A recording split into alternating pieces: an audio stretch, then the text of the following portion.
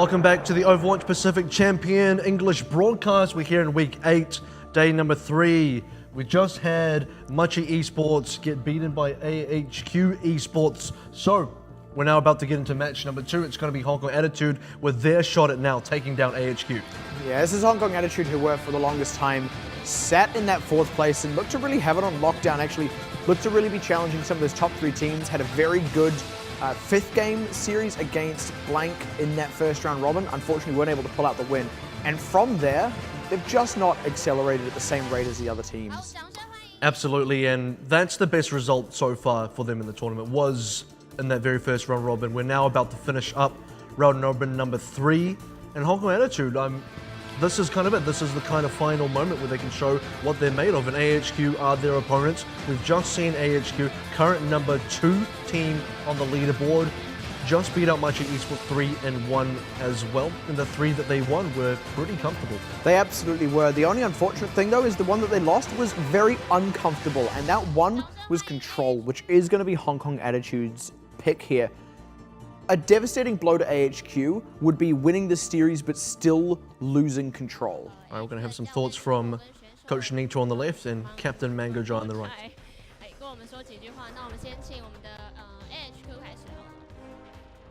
那因为其实我们在以往比赛，我们在只要打上5场的1、2场，其实我们的状态都不太好。不过我们刚因为已经被Machi Esports 震撼教育了一下，所以我觉得我们应该大家都挺。So we had a pretty tough opening match against Machi Esports, but they gave us a bit of a kick back into gear, so we're ready for this one now. 最近我们的状况不太好，但我们会尽力打好每一场。 So we haven't been looking too good lately, but we're going to try and bring it back into this one against HQ.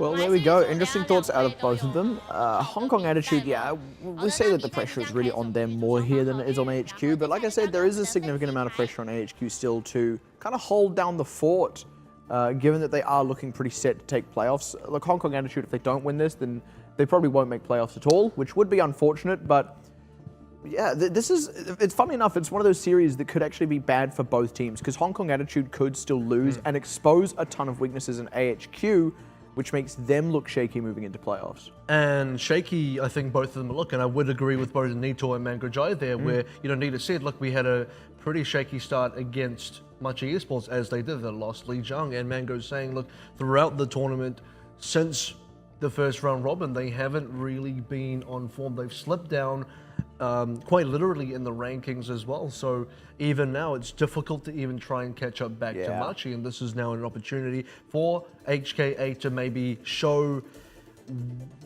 to sort of progress where Machi haven't, right? Because Machi have already lost to AHQ. Hong Kong Attitude now have that opportunity to maybe progress further than where Machi will. Exactly, and as much as we're talking about, whether or not this team can make playoffs, unlike some teams, mathematically, Hong Kong Attitude are not out yet. And that's one of the good things about this tournament. It takes a very long time to be mathematically out of the running. So if they suddenly had a big upswing and they were beating everyone, then they absolutely would make playoffs. And that is the advantage they have of being in 4th place early on. Now, look, I still feel like there is a big gulf between what they need to be to do that and what they have been when we've seen them most recently. But we haven't seen them for a little bit, and this is the opportunity to really cross that gulf. And if we have a chance, maybe we can take a look at the standings as well, just so we can check exactly where they stand over there and how many games they have to be able to win, and exactly what that distance looks like. Because not only do they have to try and, if they want to be able to get into the top 3, they're 6 games down from Blank. They would need to win 7 games where Blank do not win. So Blank would have to drop 7 games between now and the end of the round robin. And for Hong Kong Attitude to win those, for Hong Kong Attitude to actually be able to catch up. So yeah, like I said, they would actually have to basically win everything from here until the end. And I think technically, numerically, they can just barely afford to lose to AHQ, but that's the last loss that they can suffer before they're out of the running altogether for playoffs. Numerically, yeah, because, we're about to head into the 4th round robin. The last one, let's take a look at the lineups moving in. Mango Jai captain, K4, Jin Kao, Ting, Shai Lin, and CQB. So still no Randy coming out. And of course, AHQ Esports Club, we have just seen these guys. Quick reminder. And it is a quick reminder, if you weren't too sure yet who the winners of the last match Yeah, who were, just won? Well, there it is. You're going to be reminded again in this match, and maybe Hong Kong Attitude will be reminded as well as we get a closer look at the lineup here. And K4 is a bit of a talking point because he is the main DPS superstar of the team. Yeah, I mean, we identify the likes of Dizzy and Zonda especially, and even on, if you will, the far side of the standings in Fireball, we identify Apudo. I would say K4 does his best to fill that kind of role on this team, and to their credit, they have looked better and better, but here at Ting on your screens, I feel like he has, from start to finish, actually been the most inconsistent player on their team, unfortunately. Very hot and cold, right? Yeah, He's exactly. had moments of extreme greatness and other moments where just on the opposite side of the spectrum. Yeah, And when it's interesting that that's the performance from him so far. Yeah, when he's doing well, he really does go toe-to-toe, right? And one of the big weaknesses he did seem to have was on that Reinhardt, which also doesn't get seen a whole lot. So he is looking better in general now that those Reinhardt players are all on Winston, with some very slim exceptions. But even then, there is a touch of inconsistency. And at the start of the tournament, some of these other tank players, like notably DCR1, I would say even Eddie Boss Erican to a lesser extent, were actually having some issues, but they have fixed up their issues, where I feel a Ting just hasn't had that same rate of improvement. Absolutely not, and you know, this is now an in-depth look at the AHQ lineup as well. Probably going to get to Crappy and Erican at the end there. There Yes, they man. are. So a couple of a really interesting look at AHQ in that previous matchup was, you know, we did see Crappy bringing out that Mercy at the end of Dorado, which was kind of questionable, wasn't super great. Here's Erican, the player you were talking about, who I think has had some really great performances overall, but tonight on the Reinhardt, a couple of missed shatters, a couple of misplays, especially to do with the ultimates. That's a very... It's a big deal and also a small deal at the same time, because you're getting everything right other than the ultimates, which only come up here and there. That's very good, but at the same time, the ultimate does count for a lot. So a couple of tweaks that need to be made. It does. But the truth is, honestly, most Reinhardts are struggling to connect ultimates right now. And that's a lot of it because teams have learned how to play around it a little bit. You know, they can read it a little bit. They can tell when it's coming. So that's not too unsurprising that some of them are getting missed. And they're not getting completely whiffed. They're generally just tending to get blocked. But there are the ones that are still getting whiffed. And that isn't good enough. So here it is, the home pick from Hong Kong Attitude, rather, and it's going to be Oasis. Yeah. I like Oasis. I'm going to come out and say it. I do like Oasis. This is Oasis round robin. Yeah, and we talk about how AHQ have struggled to touch with Sombra, and this is actually one of the control maps where we do see Sombra come out, notably on University. So maybe it's just this one spot where Hong Kong Attitude feel like they may have a bit of a leg up. And it is a bit of a 50-50. Not all teams run it. You can choose. It's kind of optional here. Yeah. And what I find really interesting, specifically out of Hong Kong Attitude, and it's going to get even more interesting as we head into the assault section later on for the third map, which is, by the way, also Hong Kong Attitude's pick, is the counter Sombra strat from Mango Jai that we saw earlier on in the series. On the weekend, which was incredibly interesting. If you don't know what I'm talking about, essentially Mango Jai plays an offensive Sombra against a defensive Sombra, and he hacks all the health packs on the defensive side before that Sombra can get there. So yeah, the high risk, high reward part of that is you do take a good bit of time going and hacking the health packs on the second point, and that relies on you actually then capping the first point in quick enough time upon your return. There are a lot of risks involved, but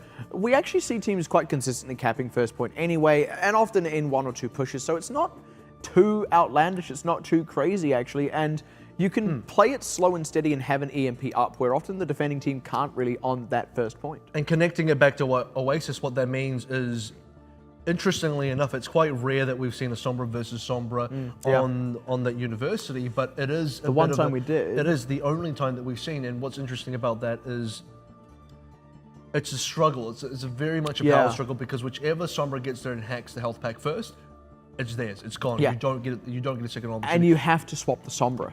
Well, you kind of do, because the Sombra that doesn't get the health pack is kind of left with nothing. You're really you're severely on the back foot after that. So this is why I think Mango Jai is the counter Sombra player, as he's shown so far. Maybe he's the guy to do it. If it's going to be Sombra versus Sombra on University, Mango Jai could be the one to outplay Eddie Boss there. Quite possibly, and I believe last time we saw that happen, like I said, the only time we've ever seen a Sombra and a Sombra. I'm struggling to remember the two teams, but... It was Flash Wolves Was it actually the Flash Wolves AHQ series? It was the Flash Wolves versus not a. I do not believe it was not AHQ because that was a while ago now. Flash Wolves versus. Might have even been Detonator or something. Well, what I will say though, and this is sort of more what I was pointing towards. Fireball. Fireball, you're quite Yep, right. that's the one. And what actually happened there was the team that lost the ground went back, changed very quickly, and ran a team comp that really countered, and I believe it was actually Fireball that was in that spot, ran a team comp that countered the Sombra quite hard. And here we are seeing just a single Sombra out the gate on the side of Hong Kong Attitude against a triple tank. I think this is one of the strongest comps to run a Sombra against. Lazy Titan is actually on the Xayah, interestingly enough. Usually he's on the Diva. So they're going to forgo the Diva altogether. We've already seen the first kill come out onto a team. Cowman gets the hook in there. No surprises whatsoever from AHQ. Yeah, and that will actually probably cause the point to be ceded to HQ because Mango takes a bit of time to set up on the Sombra. They're not really set up just yet. Now, it's not a terrible thing because you can strike back pretty hard once you do get that EMP available. So that will be the game plan for them here. And like I said, I really favor it against Triple Tank because of how much it shuts down. Especially shuts down Xayah, so I'm surprised Lazy Titan ran this over the Diva.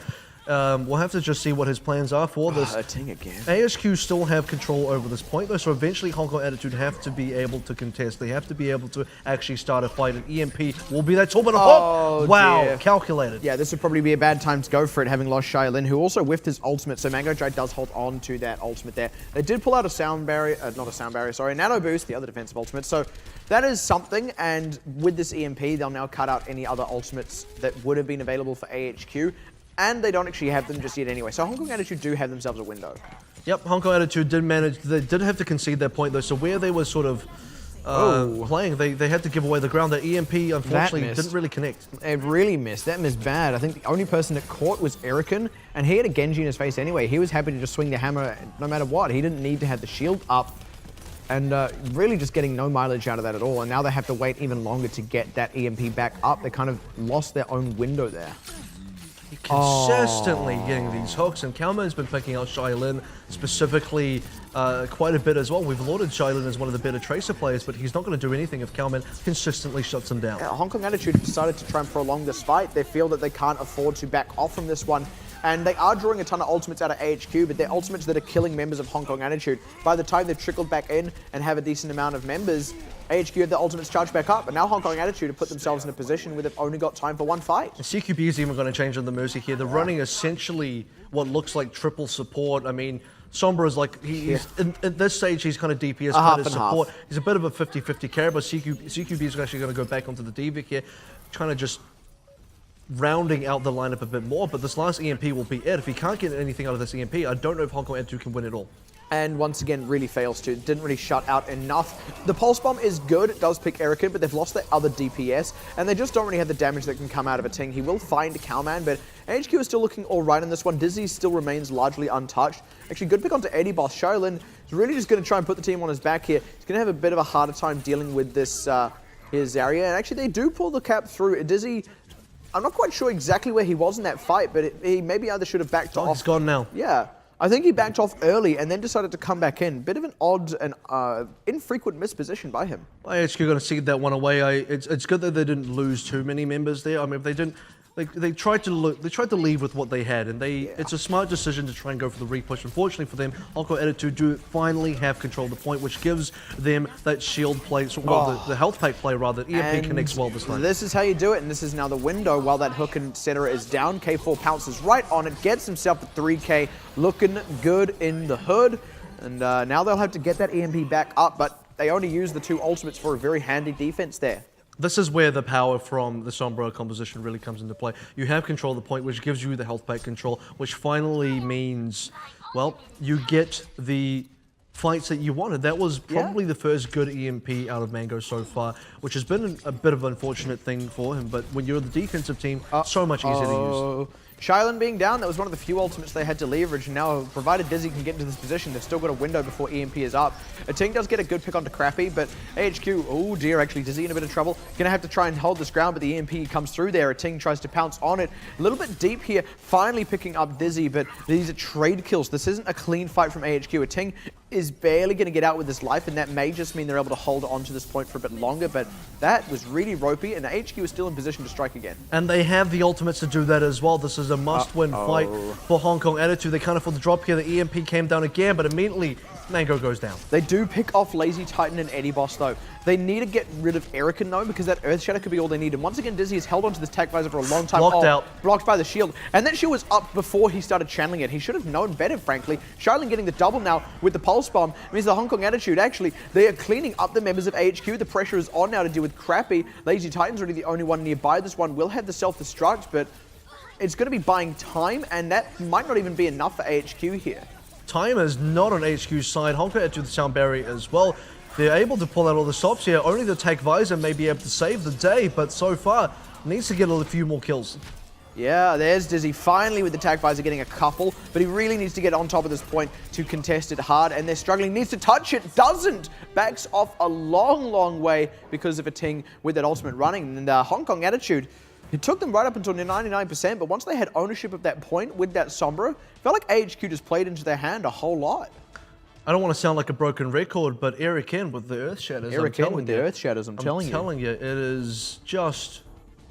What's going on with this guy? Because he's getting everything. He's getting just about everything else correct on Reinhardt, but the final dash to the finish line for the Reinhardt to get it all done, it's not happening. And the Earth Shatter, you're right. Look, the bubble came down first. The hammer came down second. A Ting was the only one there. I mean, he only had to catch a Ting. He would have killed him. There would have been no tank available for Hong Kong Attitude. AHQ would have set up on the point. Would have been on Hong Kong Attitude to attack back onto it, which they probably didn't really have the resources to do. That one miss kind of swung the map on itself. Actually, going to need to bring this back now. This is not a favorable... So far, you know, we've already said Control, not a favorable game mode for AHQ, and even on Control, Oasis would be one of the weaker ones. So this is definitely Hong Kong Attitude really strategically pulling out the best map for them to possibly win. Already set up on this high ground. We see AHQ do this a lot. You sit on the low ground, you try and force the other team to come and attack you when you're entrenched, but they're getting low and they're not in a great position either. They're kind of being run around here a little bit by Shaolin and getting forced into cover by these rockets. So Hong Kong Attitude, they still have this all in their favor.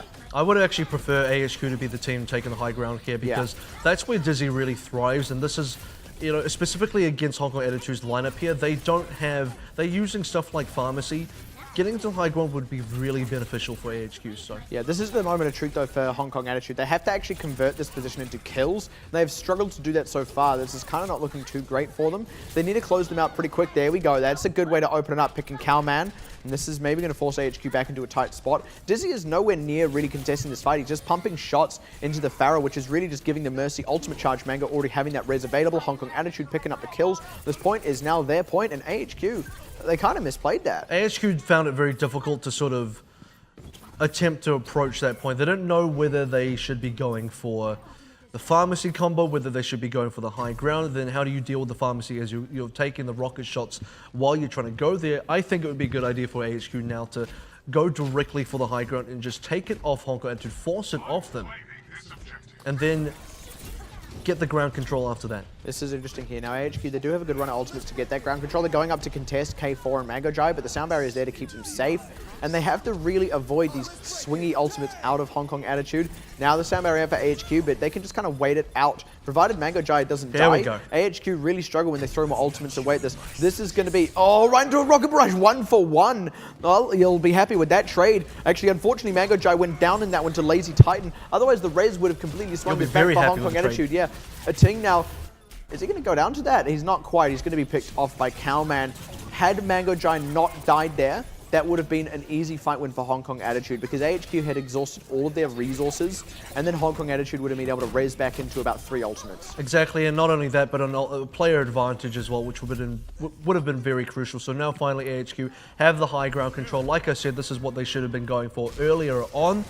Putting Dizzy up there should be helping them a lot, especially now pressuring out K4. K4 should be finding it very difficult to be able to get free roam.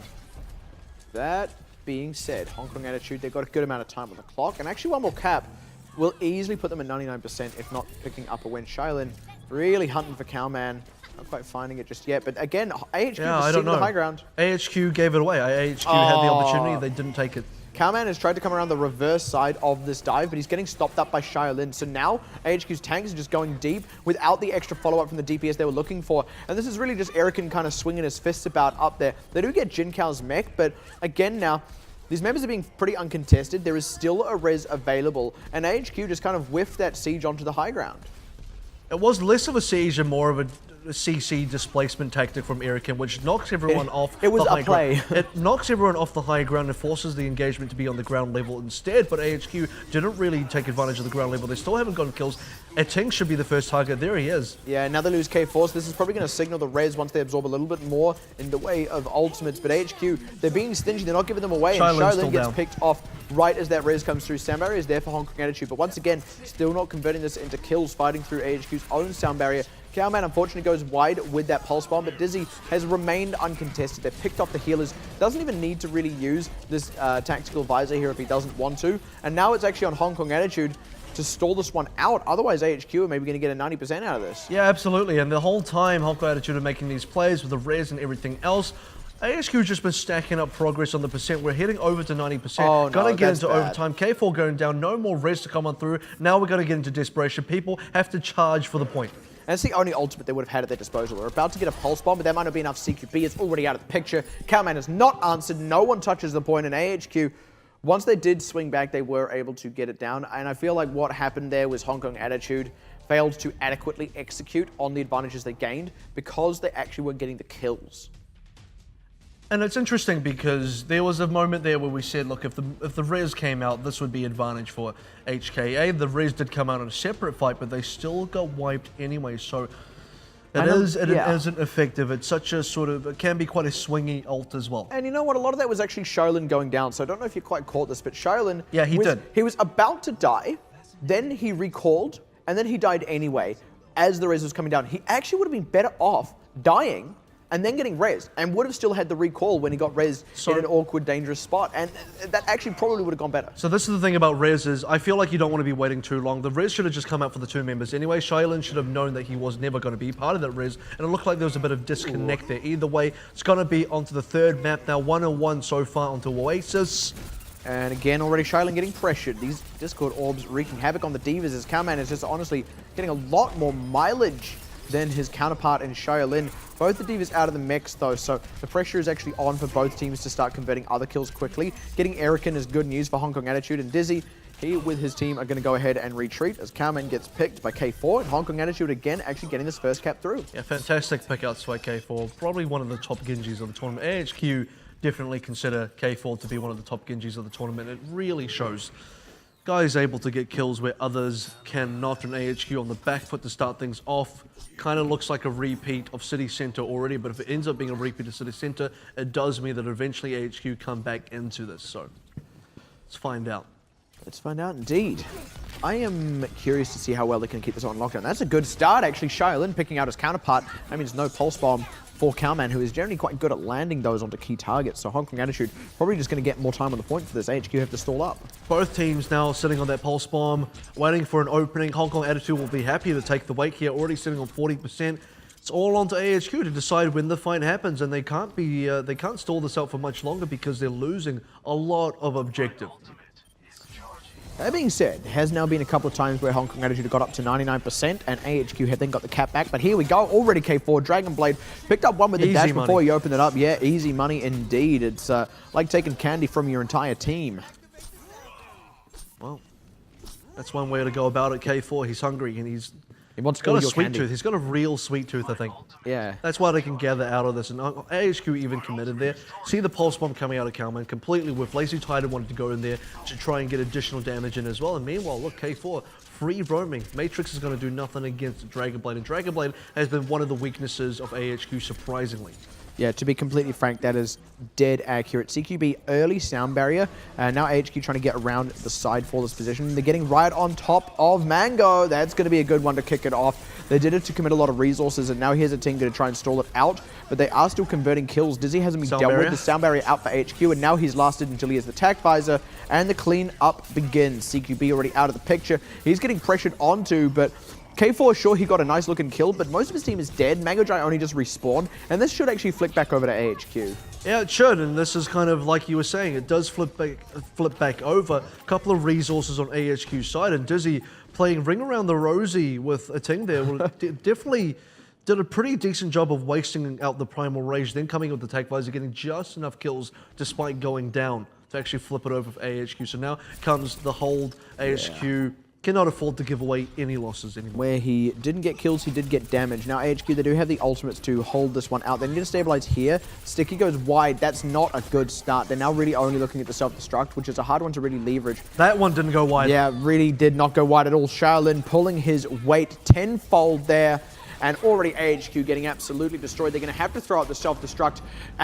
And in true form, he does pick out K4, who did have a very solid ultimate in his back pocket, but it's not enough. The kills have come through. Now AHQ are actually getting trickled on this point. They did have some respawns, but they don't have a numbers advantage. They haven't even equalized the numbers. Now Mango's still got the defensive ultimate. They still have to fight through a self-destruct, and K4 has now rejoined the team. Overtime looking set to tick down as long as a few more kills come through here. It's all onto Eric.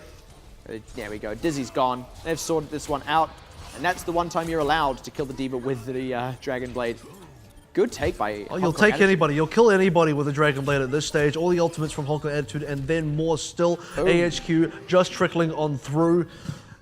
Pretty convincing one by Hong Kong Attitude. A 99-0. One flip over from AHQ, and then immediately Hong Kong Attitude come back, snatch that away, and every time K4 ultimates, every time the Dragon Blade comes out, multiple kills in a meta where realistically a lot of Genjis are not finding anything. Teams are finding something against AHQ, and if you're a good Genji like K4, you're getting a lot. Yeah, they're actually really struggling to deal with that one, and I also want to give credit to Hong Kong Attitude at the very end for the hold there, because actually that is a position where oftentimes AHQ will still pull out a cap, even though they kind of start at a disadvantage, just because they outfrag, they outskill other teams, and that happens often enough that you wouldn't find it too unexpected. So Hong Kong Attitude, good job keeping that on lockdown for the end stretch.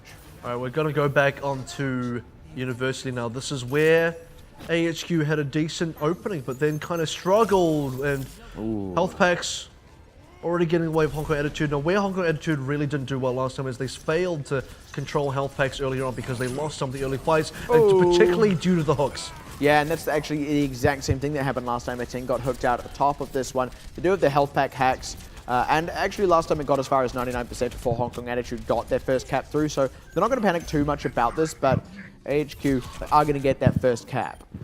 And it's important because AHQ, they need the lead here. When we see AHQ not have the lead specifically on guard, and it was pretty dire for them. So this is a similar lead, just like you said, the last time we saw University. Now it's up to AHQ to be able to hold it out, unlike the last time at University where, you know, Hong Kong Attitude, once they got it, they never lost it. EMP coming through. Oh, that was great timing as well. Erica was already on full retreat, but they're not quite able to convert the kill onto him. There we go. They get Cowman instead, so they'll tickle themselves happy with that. So Not tickle themselves, please. I don't know. Any case, they get the kills through, and that was, like I said, well timed. They'd forced Erican back, they'd forced the healers to deal with him, and then the EMP came through. They couldn't heal anyone, really, and Erican couldn't really tank up for the team. In Hong Kong Attitude, they just barely dove at the right time. AHQ actually got out with minimal losses. I'm going to count 2 players down as fairly minimal, so good damage control from AHQ. Now comes the counter push, well timed as well. Got to get in there before the EMP comes up, but EMP is already up now, so that was super fast. Yeah, but picking a Ting means they're off to a good start already, but never mind all that K4-4K.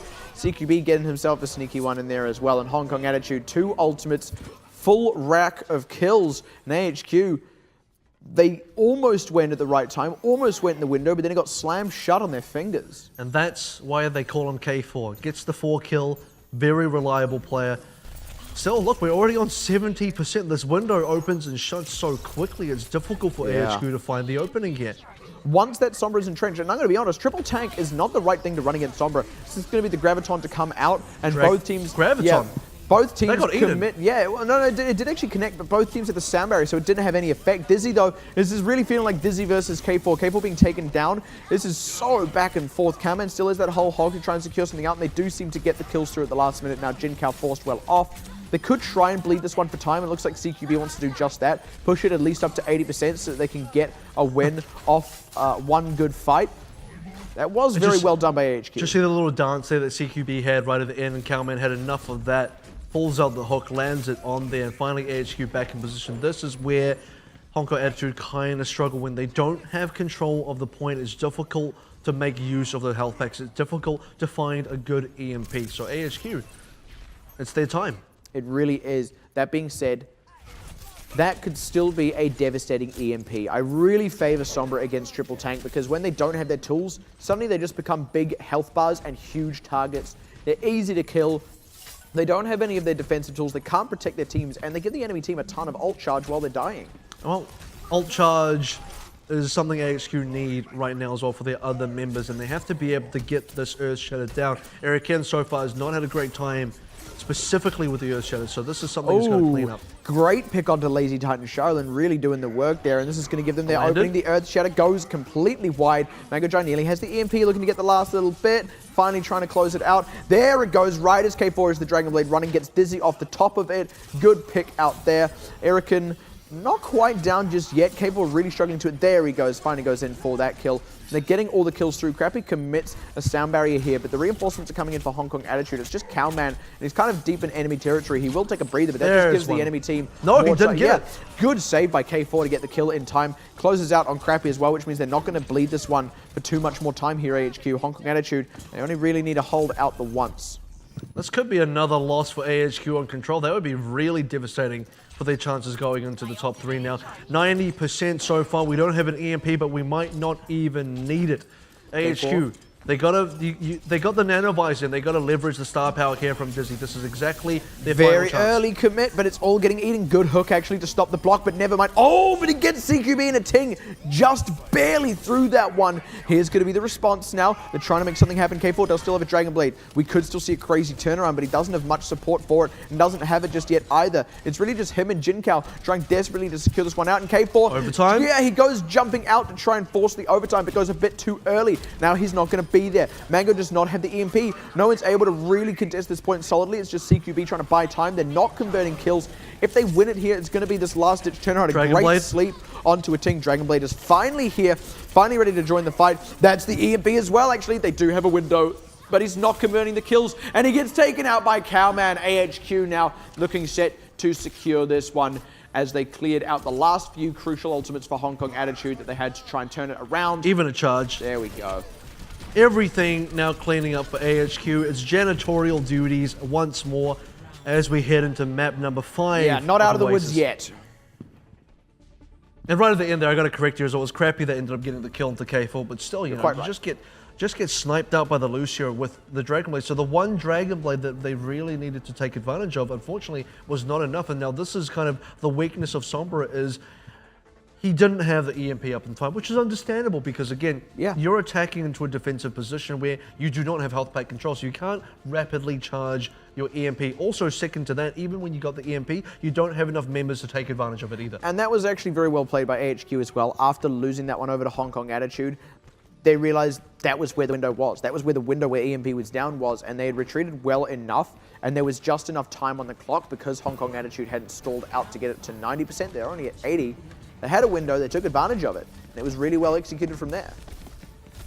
All right, back onto City Center. This is where it kind of all started for AHQ. This was the first one they won to sort of force out even a 4th map on Oasis. So the fact that we're on to a 5th map here, it's pretty tight between these two teams. But so far, K4 onto the Soldier instead. A different strategy coming up from Hong Kong Attitude. If AHQ thought they had predicted City Center out, well, they got it wrong. Yeah, different strategy, but same positioning. They're still going to go for this high ground. Now going to commit their Winston to the low ground along with Shaolin so that AHQ don't just get the cap for free. Once again, though, the key thing at this point is you must convert kills. Otherwise, your possession of the high ground doesn't really count for much. They are pressuring out AHQ much better than last time, though. Look at this. Cowman is really trying to get around the sides, but he's not getting free reign like he wants. Dizzy is kind of getting forced off to the back end of this. And now Cowman is going to try and look for a flank instead. This is kind of going into the belly of the beast if he's not careful.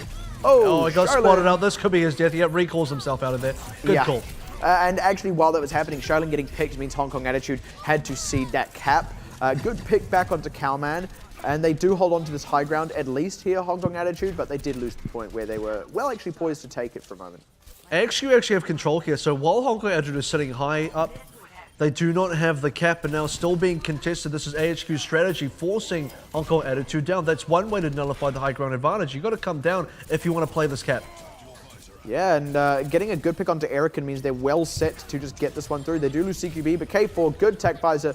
Don't know if Charlene quite needed to commit the pulse bomb there, given that they had already kind of cleaned up the fight, but I can appreciate him not wanting to allow Eddie Boss the opportunity to stall out with that Transcendence, and a good cap through for Hong Kong Attitude. It's a flip over, and AHQ start with the advantage here, so they're allowed to sort of cede a little bit of time and a little bit of space here.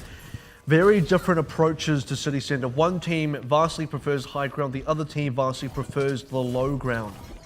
So it seems. The approaches just kind of complete opposites. AHQ are getting away with it, but I feel like, this is going to sound rough, but I feel like a lot of better teams would actually be converting the kills where Hong Kong Attitude aren't.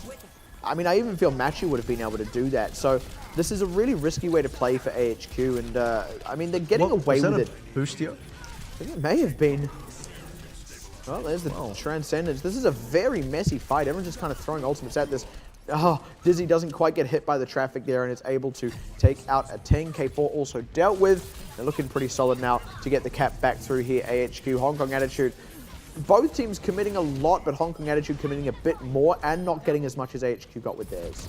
And now the flip over should be in a moment in the favor of AHQ again, sitting in a much more comfortable position, much more ultimates than they had before.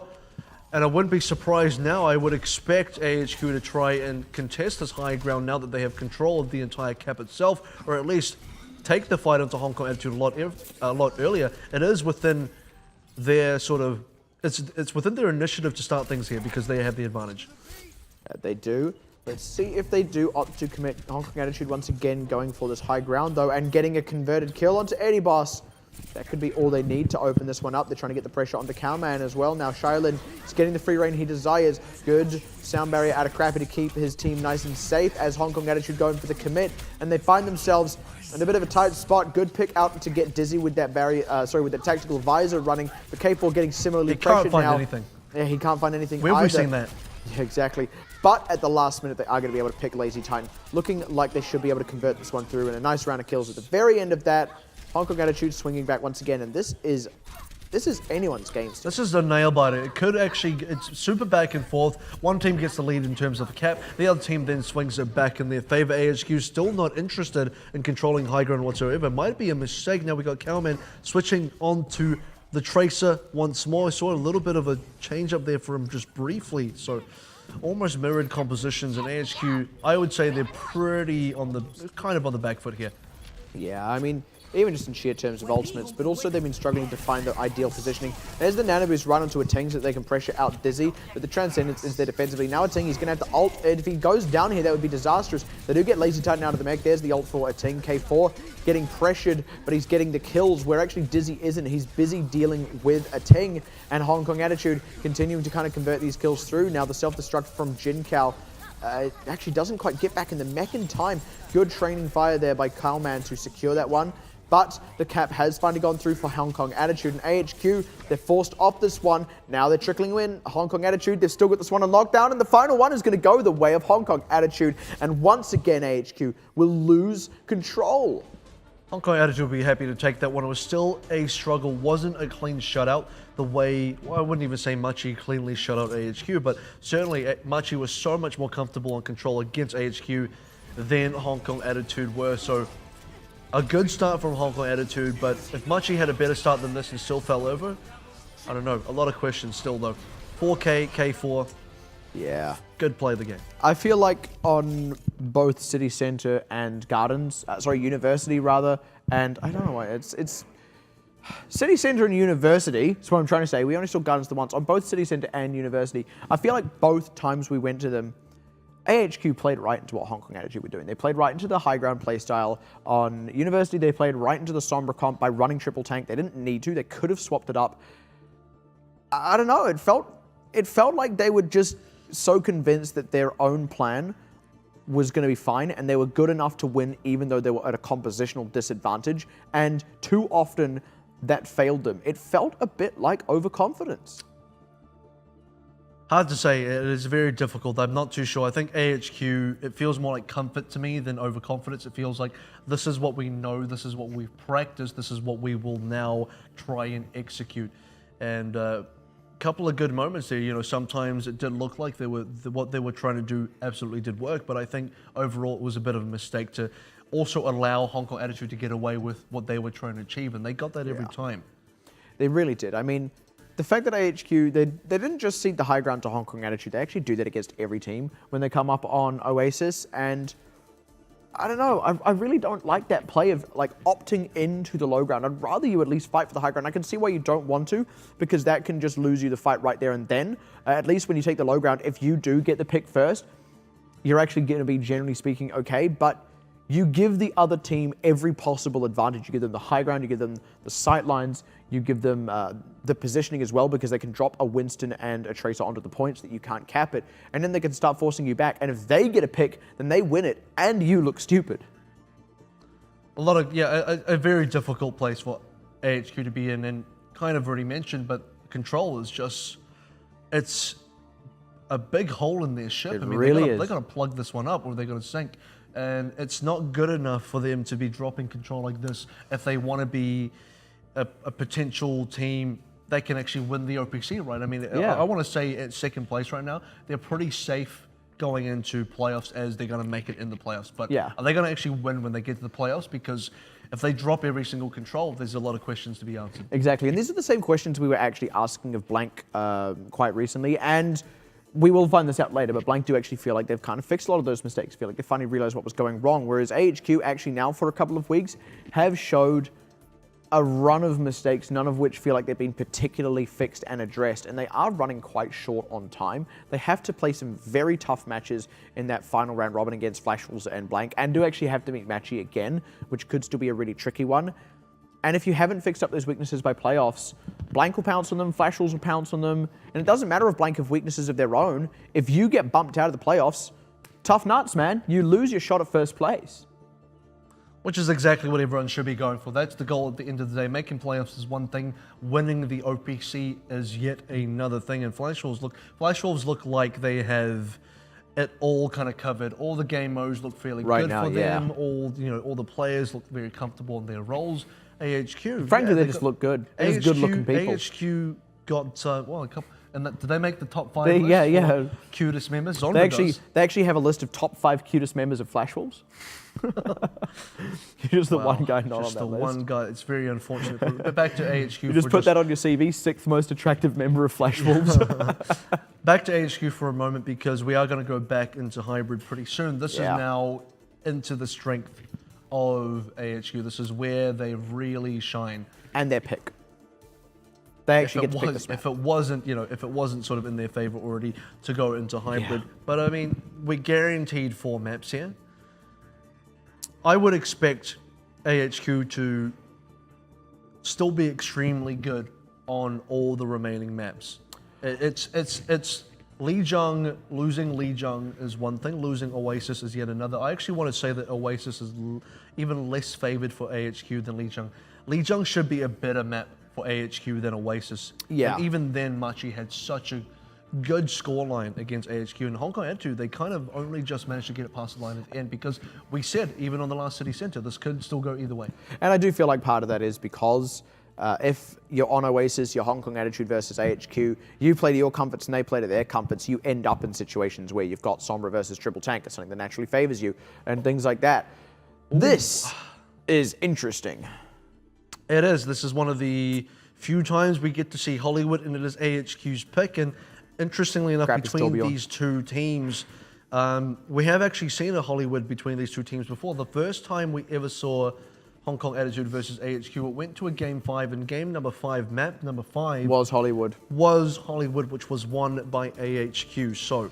And it was won in a shutout. They first held, and I think, if I'm not mistaken, they actually attacked first. They capped and took it all the way to the end, and then first held Hong Kong Attitude. So that's, that's insult to injury. That's what Hong Kong Attitude now carry into this one. I mean, this is an uphill battle just based off their previous performances. And like I said, I do feel still, despite getting that map win, Hong Kong Attitude haven't actually improved at the same rate as a lot of other teams rather in this tournament.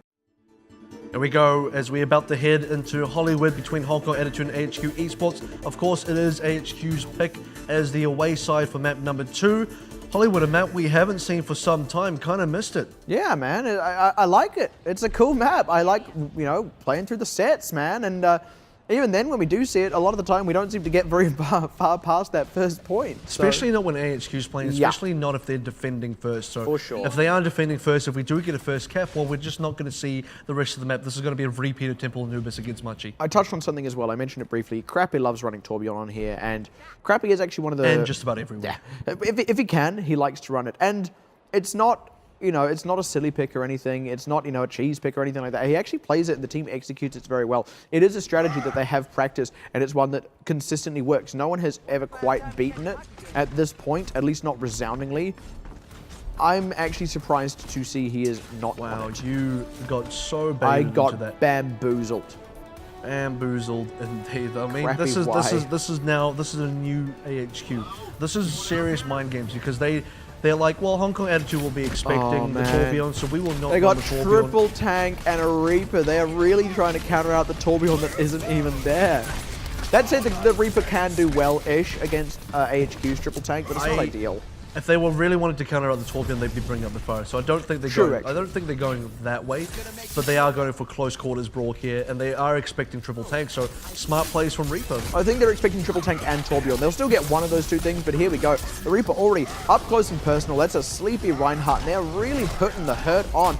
Look at him. K4 is going totally unanswered. Now he's getting his guns on top of, having already taken out the Demon. Now he's trying to get his guns on top of Calman on the Zarya. Finally takes him out. Now looking for Erican. Absolutely decimates the tanks.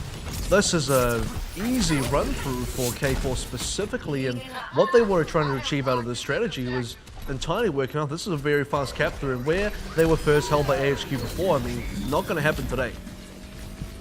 It's always a joy to see some good Reaper play. I mean, as much as he is an absolute edgelord loser, it's cool to see a Reaper just really go off like that. Absolutely melt through all of the tanks. And look at that. Pick on Dizzy on the back end of that as well. Means AHQ really lose the opportunity to take this high ground. Well, high ground is extremely important here. I'd like to see... Well, yeah, it's not going to get on there just yet. So it's difficult because K4, he wants to continue running the Reaper here. I would actually give it up despite the Death Blossom coming up because the Death Blossom has a lot of counters on the other side. You can get Slip. Diva Matrix will shut it down. Earth Shadow or even the Shield will be able to shut it down as well. Zarya barriers, there's so much so. I'm not expecting good results coming out of You're not wrong, but Lazy Titan's out of the mech. That's the opportunity to go for it. They had that nano boost to go on there. And Dizzy now, I mean, they can go for this nano visor still, but they're going to have a hard time of it. Mango Dry does get taken down by him, but Dizzy's just going to have to go on full retreat. And actually, I mean, I didn't disagree with changing against it because if those counters didn't come through like they didn't on the first point, the Reaper's still really good against triple tank. I find it incredible it's working so well for them. AHQ don't look like they've adapted to this. They should be looking for more poke-oriented fights where they want to play the long-distance game because they're playing this very short-distance game which entirely favors on Hong Kong Attitude. Yeah, now already the second point capped through. This is not the time to contest AHQ because you've already lost that one. And they're still getting the kills through, converting another one onto Erican, and it doesn't matter how many ultimates AHQ have. They just keep getting their members trained down here by this kind of dual strike team of K4 and Shaolin. That was a super quick cap through of Streets phase, by the way. Usually a lot of teams get stopped up there. This is now where AHQ got to do something. 6 ultimates ready to go. And 6 pretty good ones, but AHQ got to adapt playstyle-wise. It's compositionally not wrong what AHQ are running, but playstyle-wise, they're playing, like I said, a close quarters game when they shouldn't be. Here's AHQ coming around. The Graviton does land, does not get eaten. They already have lost Crappy. There's Lazy Titan being himself, though. And they do convert through the kills. Using 2 ultimates for that one, they'll chicken themselves pleased. Actually, that's the Nano Blossom That's committed. why you don't play... That's an interesting commit, actually. It's making it kind of work here. K4 able to just back off a little bit. That was a little bit odd. I mean, they could have just walked away and had a kind of evened up set of ultimates, but Hong Kong Attitude committed something on the back end that didn't quite catch. Well, they were expecting some big kills to come out of that one, and unfortunately, we're not in the meta where Reaper does do that. The Earth Shatter, both Earth Shatters whiff actually, but Reaper is again looking to get set up on this backline. They've forced the sound barrier out of HQ as well, so actually what they failed to do last time, they're successfully doing this time where they've drawn the ultimates out, and now they're able to put on the pressure. This is what they wanted. These are the fights they're after. And this whole time, the payload's been moving. Now it's Dizzy's turn to come play. This is how you use a nano. Does find K4. He only finds that and CQB, but that's probably enough to stop up Hong Kong Attitude here. But this is the first time they've really stopped Hong Kong Attitude properly, and it is right by the final cap. Well, you're going to stop them anyway. You want to stop them, I guess, roughly around here, because this still favors AHQ. Don't actually be fooled by the distance on the cart. This cart distance favors AHQ more than it favors Hong Kong Attitude because of the close spawns. AHQ can just choose to hold all the way back here. They don't have to move forward. They don't have to play into K4. K4 staying on the Reaper, I think, is going to be a mistake right now because AHQ can finally play that long distance game that they should have been playing a long time ago. Yeah, he's already keeping on the pressure though. He's forced Dizzy off that high ground that he was wanting to get the handle of. Has that Death Blossom available? No Nano Boost just yet, but... Well, I don't know. Death Blossom, I don't see it doing anything. The first time, yeah, he got a mech and he got something else in the middle of everything, and that's because... Oh, man. That's because Lazy Time didn't have Matrix. They've already got Cowman, actually. Now he's finally been spotted by Dizzy, but look at this, he's getting right into position. There's the Matrix already. Yeah, the Matrix is there, but he holds onto it and gets picked out. AHQ now opening up with what they can. Shaolin kind of throwing this ultimate away at nothing in particular, not getting any kills for it. I mean, sure, they forced Erican a long way away, but Hong Kong Attitude, that push failed, and I feel like they committed a lot off the back end when it was already kind of lost. This is now a stage where AHQ have a lot of tools to be able to use defensively in particular, and especially against Reaper. So K4 changing off, very good move here. Don't even hold on to Death Blossom. It's not going to do anything anyway. It's a bit of a write-off ultimate in this current meta, so I'm glad he made the change. And if he stayed on to Reaper, I was going to say, AHQ are going to hold this one out. Yeah, they might still do. If they'd picked Lazy Titan instead of Cowman in that last fight, it would have been a very different thing, but already the kills getting brought through as Erican had to spin his shield around to stop up that Diva ultimate, keep his team safe, kind of exposes his own back. And AHQ, very few ultimates, in fact only the one used to push back Hong Kong Attitude one more time, and they're running down almost the entire clock. They are, and they're going to have to, because first cap was fairly quick, Streaks phase was super quick as well. This is the only time for AHQ to mount any sort of defense, and this has so far been the best defense they've had all game. That is a decent Earth Shatter. At the very least, it's created space for Hong Kong Attitude, but they need to convert that space into kills. They're struggling to do that now. Here is going to be Erican trying to find something back. Cowman really getting pressured hard, but they don't quite close it out, and this is just this jostling back and forth as both teams kind of spew bullets at this choke point. AHQ are happy to jostle because they're running down the clock, and this is absolutely favoring them. And still, the card is in a position where the respawn advantage is absolutely in AHQ's favor. Oh, okay, that's going to be the double nano boost to come out now. Dizzy in the much better position because the tanks are already low, but they're staying alive. And he's only got the one, it's only Mango, but K4 doesn't really get much in response. And now suddenly, Hong Kong Attitude putting on the pressure, but that's the first great Earth Shatter, and it is indeed a great one, as Erican goes right on in to convert the kills out of Ed, and where it looked like Hong Kong Attitude were about to start to turn it around, about to push this one through. Erican, maybe it's going to be the only good one of the night, but I tell you, he doesn't need to do another good one after that. Well, there will be 2 more maps at least, but if you want to count on Erican as an insurance policy, that's the first time he's paid out. So very good work by AHQ to be able to hold on through. Now the clock is seriously running out for Hong Kong Attitude. Such a great time still, cap 1 and 2, but now at risk of being held out. At big risk, and they've only got the whole hog, which Cowman also has. Both teams are pretty much neck and neck for where their ultimate charge is at. It's all going to be down to who gets it first and then who lands it. All right, here we go. K4's going to look for a flanking location. Doesn't have a take visor, so just regular damage will have to do. So far, he's been unanswered. Earth Shatter mostly blocked out. It mostly blocked out, but he did actually catch the Diva. They've converted a couple of kills, and a Ting going off on this backside. Erican does have this nano boost on him. He's trying to sort out as many members as he can, gets the Diva. Doesn't quite catch it. There you go. It's actually crappy. He closes it out, and suddenly Hong Kong Attitude find themselves with no members remaining. Look, it took them ages, but AHQ, once they found their line in the sand, they didn't give an inch. Yep, like I said, cart position absolutely favored AHQ. Not only that, K4 should have swapped him so much sooner off the Reaper. The Reaper just had very little effect on that third phase there. As soon as they capped the Streets phase, which by the way, Reaper shouldn't have been good there either. They made it work. They made it work because they had so much snowball momentum coming through from the first cap. They just sort of went on and just let that snowball roll as far as it could, but as far as it could ended up being where the cart stopped at the third checkpoint, and that's when K4 should have stopped. He stayed on to the Reaper for too long, wasted away too many minutes. All the time that they had bought earlier on just kind of went down the drain. Yeah, I mean, I will still compliment his discipline in changing off it. Eventually. Even though he still had the ultimate up. I mean, sure, it's eventually, but a lot of people would still actually be unwilling to change it even when he did. It was probably a little bit too late, but better that than even later. I mean, if we can say AHQ with where they were able to find the defense, if we can say better late than never for that, then we can rightfully say it for K4 as well, even though they failed to push it absolutely. I think, you know, that's a good point to make. At the same time, for Hong Kong Attitude does waste their initial advantage away just somewhat. Hold on, that's an Orisa. It is. So Torbjorn and Orisa is not strange at all. I find it interesting that Hong Kong Attitude are now the team that are the ones willing to try out all the sort of stranger strats. What I quite enjoyed about the Reaper in the first cap, it was a good adaptation against AHQ. You can tell this is a specific thing they're bringing it out against AHQ because they know AHQ are the 3-tank team. So what are you going to do against it? You bring out the Reaper and it works. Now you're going to do this on the defense as well. Well, should be good. If Lazy Titan stays on the Mei though, this strat kind of gets shut out. Yeah, it doesn't look like he's going to. Is he going to run an Orisa of his own, maybe? No, there we go. There's the triple tank. They're just deciding what tank. It's funny because Mei actually shuts down the Orisa Torbjorn fairly well. One ice wall just completely nullifies the turret, so that's kind of all you need to do. Yeah, well, Hong Kong Attitude now. I'm a sucker for an Orisa. See how this goes.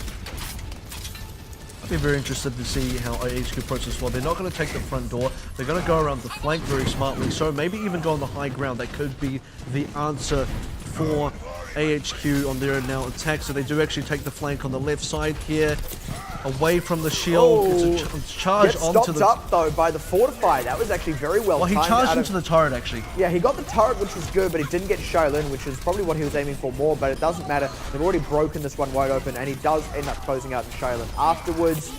And, well, that was that. Cleans up the shield, cleans up the Diva mech as well into Jin Cal.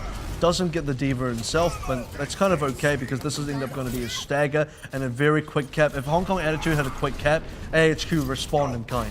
Yeah, not quite as fast, not quite as devastating as the Reaper versus that triple tank, but phenomenal nonetheless. And it wasn't just hard countered, but it was well played, which is, in a way, a little bit better. And we saw actually, you know, Flashfall's brought out the Orisa Torbjorn strat against Fireball. And if Fireball watching this right now, well, you just got shown that's how you deal with Orisa Torbjorn. And it wasn't super hard. Ooh, Cowman. Oh, he is able to stop off to the side for a moment, take a breather, and he's going to be fine. Literally take a breather as well. And get the juices flowing as the cart progresses. That's very aggressive by a team. It is, and it didn't go punish either. Realistically, it should have been a hook from Cowman to clean that kill up, and then this would be another snowball coming up from AHQ. But a Ting does get to live another day. Tell you what, the big difference here is Hong Kong Attitude actually do have K4 on the high ground, whereas AHQ did not get Dizzy on the high ground. But Erican converting a kill onto Shaolin means they're looking a little bit lean for DPS. Adds the Nano Visor to open it up. They didn't find K4, but it didn't matter at all because K4 finds nothing at all with his Visor. And now he's just kind of caught behind enemy lines. He's going to find it hard to really regroup with his team, at least in a significant way. And they're not going to be able to stop up the payload while this is happening. Well, now they're going to try and find him. Not enough health. This is actually a good time to kill him. They actually killed K4 during a time when Hong Kong Attitude were respawning, so now they respawn with 5. And look, K4 could have just opted to book it and try and make it over the bridge. Maybe would have even done it. I mean, AHQ, their attention was clearly focused on the ground. It wasn't until he backed up right to where he could be answered by Lazy Titan, where Lazy Titan could dive at him, that he ended up in that spot. And now Hong Kong Attitude are already back-footed in this fight as Mango Chai is forced to use the Transcendence. They are kind of stalling this one, but the cards are still in AHQ's hand here. It's just on how they choose to use them. And I'd be interested to see where Dizzy's positioning is. Killing Erican does open up the play now for Hong Kong Attitude. Yeah, they actually look like they'll just be able to kind of hold on the fort because despite having the ball in their end of the court, AHQ did not get the kills through, and it's actually very surprising. Well, smartly played by HQ. They're not going to commit without Erican, which they really need to do this shield composition properly. They're one of the few teams that are going to be the ones running Reinhardt here as well. A lot of teams would still be sticking to Winston throughout the first cap and the second cap, but sticking to their guns for AHQ. It is the triple tank with the shield up. Play Dizzy, knock down K4. That's your win condition, and another hook. Easy for Cowman. That is the big one onto Shylin as well. You hook that Tracer, that is a good feeling. He's having to kind of ring around the rosy a little as a Ting is ulting on the point, but he is just about a dead man. Dizzy's in the middle of nowhere. Dizzy's not quite finding anything in particular, but he's putting on pressure. He's kind of splitting up Hong Kong Attitude, and like you said, yeah, K4 in the middle of nowhere. So HQ, there we go, they clean up K4. It was a little way away from the payload, but they should be well poised to cap. They should be. This is not as quick of a cap as Hong Kong Attitude had, but I want to say it's more... It's got a better run through onto the third point now. In terms of Snowball, they don't have to make any changes compositionally. They can stick with this, still getting a bunch of kills, still got ultimates to play with, and still got time to use as well. I think the big tell here... That's a good force out. That is a very early transcendence. Oh, wow. This is good. They kind of threw some interesting things. They still got the kill anyway. That was what really mattered. That was a bit funny for a little while there. Mango Shy should have just expected the death and just died. The fact that he transcendence was like, he valued his life so much that he was willing to use the ultimate. And it happened before the hook as well. I was going to say AHQ, they do still have to push the payload a decent way through what can be quite an easy point to defend, but Hong Kong Attitude, having lost Mango Jai there, he does swap off to the Ana, but that was a big defensive ultimate that they now don't have, and they need to win a fight here and now. It's kind of, yeah, I'm glad he switched off because Ana without the ultimate is far more effective with the utility than Zenyatta anyway, so it's a good swap off. Oh, gets a side Earth Shadow on a couple. That is a great one for them, and they are looking to convert it into kills. Eric already finding Shylin there, who's changed back over to that Roadhog. They're not quite cleaning up the rest though. K4 are able to just stay a little bit safe through this one, and Hong Kong Attitude do have the respawn advantage, so HQ just sort of take a bit of a moment. AHQ need to wait for Eric, and so in the shield versus shield fight here, they can't really afford to fight without him because unless you trade a Ting, this is not an even fight whatsoever. You also have to sort of deal with K4. There it is, Lazy Titan does knock him off at least for the time being. Yeah, I think there was a hook there, not too sure what it caught though. That is... Caught the mech. Yeah, that's Jinkow out of the mech actually, and that's going to be the open up for Dizzy with that nano boost. Now the tactical visor gets to... That's probably going to be all that they need. Does get taken out by K4, but it doesn't matter. Too little, too late. No one on the payload, and AHQ, they do push that one through. That's really what counts. An expected result from AHQ. Got there in the end. Big struggle on the first and second cap, and might have to wipe the sweat off your brow there. Coach Nitor coming through here. Great job, fellas.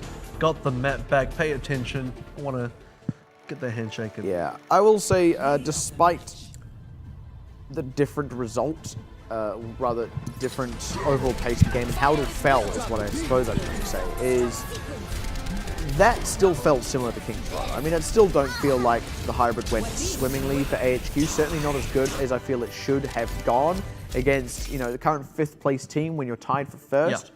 Yeah. And that is off the back of dropping control like you did to Matchy, and then having a bit of a rough run now on hybrid like you did against Matchy. And AHQ, this is now not just a one-off weakness, but a consistent weakness they've demonstrated throughout the day. This is more Hong Kong Attitude coming through with a niche and very specifically targeted play that went very well for them. So I got to congratulate for them for that. AHQ, yeah, they just kind of fell into a bit of a trap, and I want to say this is better than King's Row because, look, King's Row went to a time bank when it shouldn't have. This got closed out exactly where it needed to be. It didn't go into a time bank unnecessarily. AHQ didn't make any crazy risks at the end. No mercies coming out of crappy at the wrong time. No strange plays that was going to really put AHQ at risk. It was Hong Kong Attitude playing extremely well right up until the third cap, and AHQ stabilizing well as well. So well played to both teams. Both teams did very well on their respective strengths. That's actually a good point. I mean, where the King's Row against Matchy did feel a little bit more mistakes-driven from AHQ,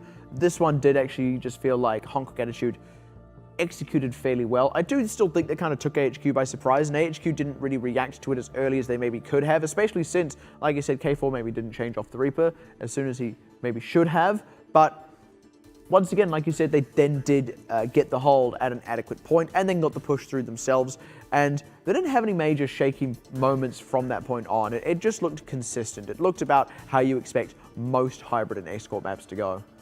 Yeah, and it's you see how difficult their last point is to break again, especially against AHQ. So the fact that Hong Kong Attitude have now had such a smooth run through Caps 1 and 2, a lot of teams do not get that chance against AHQ. So they got to be proud of that. They got to be able to look at where their strengths were and what they did well, and just sort of notice where they fell apart at the end. Yeah. And it's a very small change up if they just been a little bit cleaner right at the end, change off the Reaper a little bit quicker, play onto the Soldier a little bit quicker as well. That went much better for Hong Kong Attitude. And like we said earlier on as well, Control was going to be difficult. It was difficult enough that AHQ did not win it. Hybrid, Escort, Assault definitely in the favor of AHQ, so an expected result, a win for AHQ on the second map. Yeah, and now they can look at this and go, despite the roughness, they can at least expect to close this one out 3-1 like they did against Matchy. They will have to go away with some very serious things to address.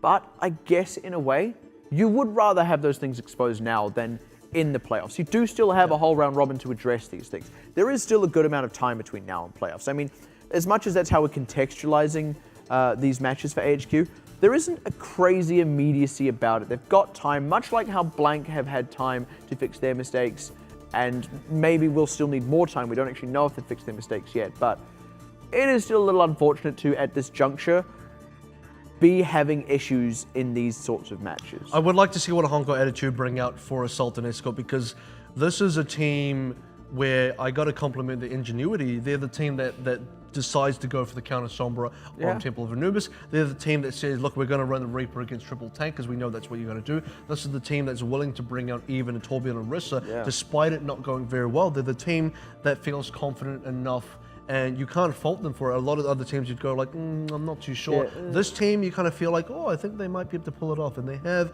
multiple times. Yeah, I think that's quite a significant thing about Hong Kong Attitude, is even when their performances are a little inconsistent, they're innovators. But I suppose to speak to the consistency thing, one of the things we touched on at the top of this series, which actually has really impressed me, has been Ting's play. Now, it was a rocky start. He was getting picked a lot in the Winston, but I felt like his Reinhardt has always been the weaker of the two, and actually his Reinhardt was adequate. It was perfectly fine. He did everything a Reinhardt needed to do. Look, it wasn't stellar and stunning, but it wasn't poor. He wasn't getting caught out, and he actually played pretty decently where he was notorious for, frankly, quite basic mistakes in the early weeks of the tournament. Especially, I definitely have to agree with that. Small steps for the guy, and he is able to sharpen up where he was sort of, I guess, starting to become a liability for the team in many regards, and now maybe it's the Winston that needs to be looked at again, but Winston actually, I would say, is pretty safe for a Ting. I probably credit Cowman more than I would say it's less a Ting's mistake and more I credit Cowman. Exactly, it looked a little bit rough, it looked a little bit dodgy, but it wasn't actually a Ting making poor plays. Now, maybe you don't want to be positioning so often that Cowman can get hooks, but I'll be honest, if you were watching, he was not connecting those hooks as often as he was, because sometimes it was getting blocked out by the Winston shield. So Ting was playing that about as well, or arguably as poorly. It basically went how you expect it to go against a Roadhog. Yeah, and Erican at the end there as well, just landing the final good Earth Shadow, like you said, the first really good one from him from today. Very much and so, yeah. It's 50% him kind of getting the timings wrong or not really reading the situation right, and the other 50%, being that teams are sharp enough that they are able to play against it. I want to say it is definitely half and half as we get into Assault, which should be coming up fairly soon. And we'll have to find out which map that is going to be, and it's going to happen straight after this break. Welcome back to the Overwatch Pacific Championship English broadcast with myself, AVRL, and with me is Pixie, as we're about to get into map number 3 of AHQ and Hong Kong Attitude, currently 1-1. AHQ, they're having some Vietnam flashbacks here. This is exactly how the Matchy series went. They did win that, but they certainly don't seem all that comfortable. Maybe they will get a little bit more comfortable, but man, when you get the cameras on them, you see they're shifting in their seats, man. They're like, ooh, it's not quite going right. What are we going to do here? And well, I'll find out what they're going to do on Temple of Anubis. Temple of Anubis, this is where Matchy had their roughest game. But where Hong Kong Attitude had their best recently. Yeah, pretty much. So, I mean, like I said, the test has always been tonight, at least between Matchy and Hong Kong Attitude. How are these two teams comparing in terms of their performance against AHQ? So far, I'd like to say Hong Kong Attitude are looking a little bit sharper, especially that Hollywood was fairly good, I'm not going to lie. Although it didn't go into time bank, they were fully in control of at least 2/3 of that game. And the thing about it is AHQ looked better on Hollywood than they did on Kings Row as well. So Hong Kong Attitude, then actually getting as far as they did, would, in my opinion, say that they were playing very well. It makes you wonder how Hong Kong Attitude matchy would look if they were to play right now. As in, like, tonight. They're not going to, unfortunately. But AHQ have picked it up a little since the matchy series, but Hong Kong Attitude are certainly nothing to be trifled with here. I wouldn't be surprised if Mango Jai pulled out the counter Sombra again, because I hope he does. This is what we saw the last time Hong Kong Attitude played Temple of Anubis, and cool. it was really effective. It was super effective. Super effective. And if you're AHQ and you've been watching the series, you'll sort of have seen that already. You should be prepared for it. I would be prepared for it, because even if it doesn't happen, you've got to consider that it's a possibility. And what it actually does as well, one of the other side effects of it, is it completely hamstrings swapping into a Sombra defense of your own, which is something AHQ already struggle at as it is. So it kind of just decreases their overall options on the defense if they do get to second point. Now the thing is, Matchy failed to cap the first point. That was what went wrong for them. So if Hong Kong Attitude can cap the first point and they do this counter Sombra, I actually feel quite positively about them getting a full cap through. Yeah, the counter Sombra really only works if you can secure that first cap. So very important for that to happen. And I think I already might have got a little bit glimpse of the lineups, but the Sombra looks like it's already coming on through. Don't want to sort of lock anything in before it's actually happened, but that's it. I want to see Hong Kong Attitude do something creative here. Yep. Certainly known for it. This isn't actually going to be a main, by the way. He's actually done this on every single map so far. He is swapped to Mei so that he can wall his own team in the base. Gonna have a little bit of fun while you're waiting for the time to go down. No fun. No fun allowed. And I had fun once, it was awful. I would also be interested to see if Lazy Titan opts to go for the Widow again. It's something that we do know he does. Eddie Boss gets the Sombra out fairly early. Now this is interesting because Sombra has already been hovered over for Mango Jai. It does look like he's going to stick onto it. So if Eddie Boss is sort of wise here, he's going to go and hack the first point before Mango even gets in. Well, actually, more importantly as well, if he hacks the... Oh, by the way, throwing his translocator up despite which is standing. But if Mango opts to go and hack the second point as well, and Eddie Boss already has, and they kind of lose everything this could have potentially gained, then yeah. He realizes because Erican too deep. Health pack is gone. He has figured it out, but they're actually doing quite nicely in this fight. Unfortunately, lose Jin Kao's neck. Here we go. AHQ go, ooh, none of this nonsense, but turn on the heat, and HKA get cooked. AHQ just a little bit smarter, and look, they prepared for it. They knew exactly what was happening. Everyone in the AHQ camp, they must have watched the Hong Kong Attitude game, and they said, look, this is exactly what they're going to run. We're going to pull the Sombra out first. We're going to hack these health packs before Mango can even come in. Mango with the immediate swap off onto Anna. I like that. Kind of forces Eddie Boss into sticking with the Sombra, which, you know, might not even be too bad for them. Yeah, the EMP is almost there, and it's about, there we go. Now finally up, as already Hong Kong Attitude trying to put the pressure on, but they have to know they had been used. Don't really catch a whole lot either, and actually Hong Kong Attitude, if they can convert some kills here, aren't looking too bad, but they're not quite finishing off. These members, and AHQ, are constantly just backing up and barely getting their health topped off, whereas HKA are not. This is a very different AHQ lineup. If Hong Kong Attitude were expecting triple tank, they expected completely wrong. Dizzy even on the Tracer. We even got Erican back onto the Winston. I mean, this is a completely different Okie This is the opening. Dizzy was dead, and K4 has his Dragon Blade, but he's not converted much for it. Now going down to Erican, Hong Kong Attitude, they are a little bit better set up on the point, but this Sticky Bomb needs to get a ton of work done. Does get Lazy Titan out of the mech as that sound barrier comes through. That is nice for them, but they're looking a little bit lean for members, so I don't even know if they can really keep this fight going. Erican's got the ultimate as well if they really need to stall out, but it looks like Hong Kong Attitude is just going to back off. Yeah, hack onto the Diva as well. Jin Kao going to get D-Meg super early. AHQ still with the cleanup, still haven't conceded even 1/3 of the cap yet. Yeah, very different looking AHQ lineup, but same result right now. Matchy failed to get a third themselves, and already less than 2 minutes remaining now for Hong Kong Attitude. Time is running out. Do have a good run of ultimates here, though. And this is what I wanted to see out of AHQ, so I said Hong Kong Attitude needed to be the team to maybe innovate here, but actually AHQ are the team doing the pioneering. Ooh, Dizzy does go wide on that pulse bomb. That's a good opening for Hong Kong Attitude as they put the Anubis onto a tank. Desperately trying to get rid of Cowman, get him out of the picture. There we go, getting that and Erican as well. Lazy Titan will trade back onto Mango Jai, but it's not too much. And Ting still is the ultimate for this one. The EMP, yeah, it goes through and it connects, but it doesn't get a whole lot. And actually, here we go. Hong Kong Attitude have managed to get the push through. Still off Dizzy at the back end of that one. And AHQ are just going to have to go ahead and hack all those health packs at second point. Oh, at least they get a decent early start, and Anubis even has a little bit of ultimate chance to get things going as well. I was going to actually mention that even if AHQ doesn't get the initial first cap hold, it does show that they can run something like this, a more dive-heavy lineup with Dizzy on the Tracer, and have it at least work kind of well for them, which is a good start for the team. Hong Kong Attitude, they have all the ultimates at their disposal for a snowball. The pressure is on. They go ahead and commit. The sound barrier out first.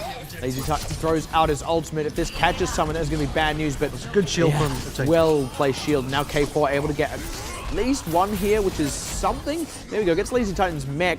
They're all looking a little bit worse for wear, and they've lost Mango Jai, their primary healer there. So Ting is going to throw this ultimate into the mix to try and buy time, but their DPS is low and they're looking a little bit tricky here. There we go. K4 catches all the members of AHQ trying to camp onto this health pack, and actually AHQ gave him everything he needed to suddenly swing this fight back in the favor of Hong Kong Attitude, where it was really looking rough for them. They can close out this one here. They may be able to get a second, third. If not, they'll be happy to walk away with a third, where arguably they should have not got one. AHQ, they can't even choose to commit the EMP here. I think the fight is over. I think HKA have to actually back off here, which is really good for the defense and actually pretty decent for the attack as well. Getting 1/3 is a really good start. 2/3 would have been absolutely amazing, but you want at least the 1/3 because now you can play the chip game. Now you can play for progress. You have a decent amount of time to work with here. Get a couple more thirds, be in a position to win. Just got to get past this EMP. Oh boy, the Reaper again. Yeah, well, got to get past the EMP and 4 other ultimates. Actually, Dizzy just throwing away his pulse bomb, not really getting anything with that. But yeah, off the Reaper, back onto the Genji. Didn't really give away too much bulk charge either. So no harm, no foul, but they are at the disadvantage now coming into this fight. Primal Rage is going to be important for AHQ here. I've always sort of noted this as the important stall tool. As long as Primal Rage is available for the defending team, they will get a full respawn. Here comes EMP. Hits the majority of the team. It really does. And now Cowman has free reign with this Dragon Blade. Does get himself 2 nice kills there. K4 only gets 1 back with Lazy Titan's mech. Hong Kong Attitude get absolutely cleaned up. And HQ only had to commit 2 ultimates for it. That was always, oh, this is now going to be a very nice thing. This is like a, oh! What? Shouldn't have given away the kill. It actually doesn't mean much at the end of the day because the ult charge that Jin Kao gets was only going to feed the mech anyway. It doesn't give you more self-destruct charge. And actually, it doesn't matter for Lazy Titan to just respawn. He'll always be able to respawn in time.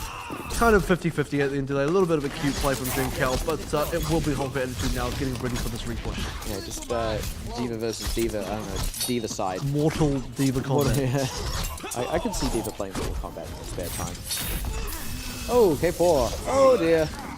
Oh dear. That means slow down the push. No push for you now, Hong Kong Attitude. And that actually does run down the clock a significant amount. They've now lost actually about a minute overall now. The most important thing they lose here is the timing window against the EMP, because had they been able to push, they would have pushed on Eddie Boss while he was on 74. Now he's fully charged, so they miss out on that. That's a real shame.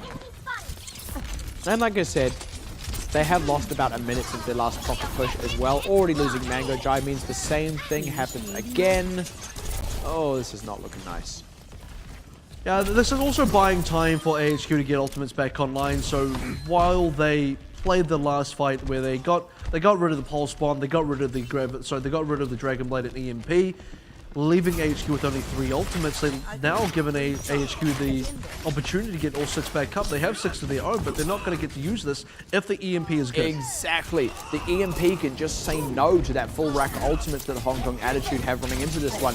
And a bunch can still be eaten up by Lazy Titan, who is going to throw out the self-destruct to zone off Hong Kong Attitude. And true to form, he picks up CQB. EMP is out. Hong Kong Attitude They've actually drew out a ton of ultimates though, so they can just take this one to the chin. They need to die quick. Smart Jin Kao being left alive is really unfortunate because they don't have much time. Oh, so here's the problem. Yeah, they're losing even more time because Jin Kao has been demeked. They don't even get the kill here. That's actually good because Jin Kao now has to wait for the charge to get the mech back. He will get it though. He will get this and he will come back with a full 6 ultimates for Hong Kong Attitude. No EMP on AHQ, but they have to get past the primal race. Like I said, they will get a full wave of respawns if Hong Kong Attitude do not get enough clearance. And in that wave of respawns, they can still get an EMP. Eddie Boss was also allowed to hack out Jin Kao, who has now lost his mech again. K4 has to commit Sound Barrier and Nano Boost and Dragon Blade, and he finds nothing. Cowman, on the other hand, picks out Mango Chai.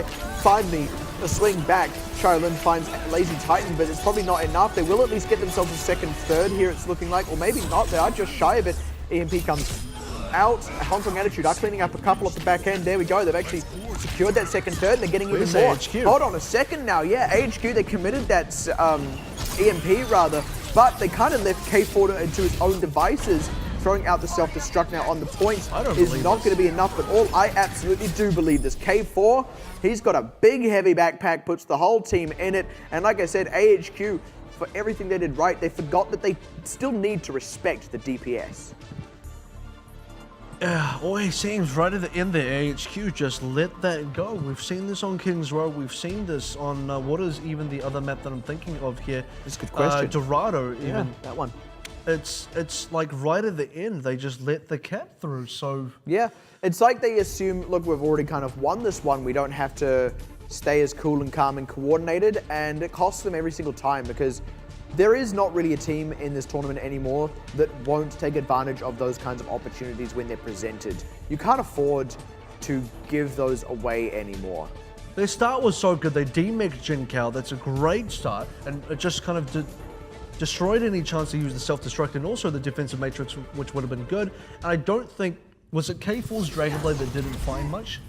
If I'm not mistaken there. Didn't really get much done. He had a Nano Boost committed as well. So and a Sound Barrier, and he found nothing. So that's 3 ultimates essentially out of the picture if we don't count the fact that self-destruct wasn't actually used, but the mech wasn't there.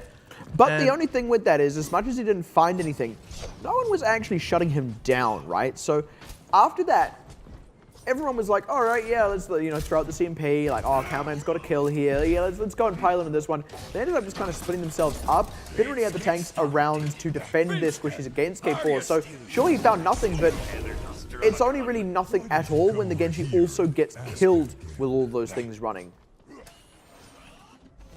Well, AHQ, once again, just kind of letting it through in the final moments. I really felt like they should have been able to get that. And EMP at the end, this is kind of the same mistake that we see out of other teams, but EMP, even if you get it at the end, and even if you use it, if you don't have the members to take advantage of it and clean up the kills, EMP doesn't really do anything. Yeah, frankly, it doesn't matter. Lazy Titan is going to go ahead with this Widowmaker here, something Hong Kong Attitude did not pull out on their own offense. And again, taking it slow and steady, does not want to be spotted out beforehand if he can help it. Checks for Genji. He's really scared. He's been caught out before. He doesn't want to get caught out again. And here we go. Any minute now, he'll go up to the high ground. Yeah, let's see if he can get a pick with that first one. No such luck.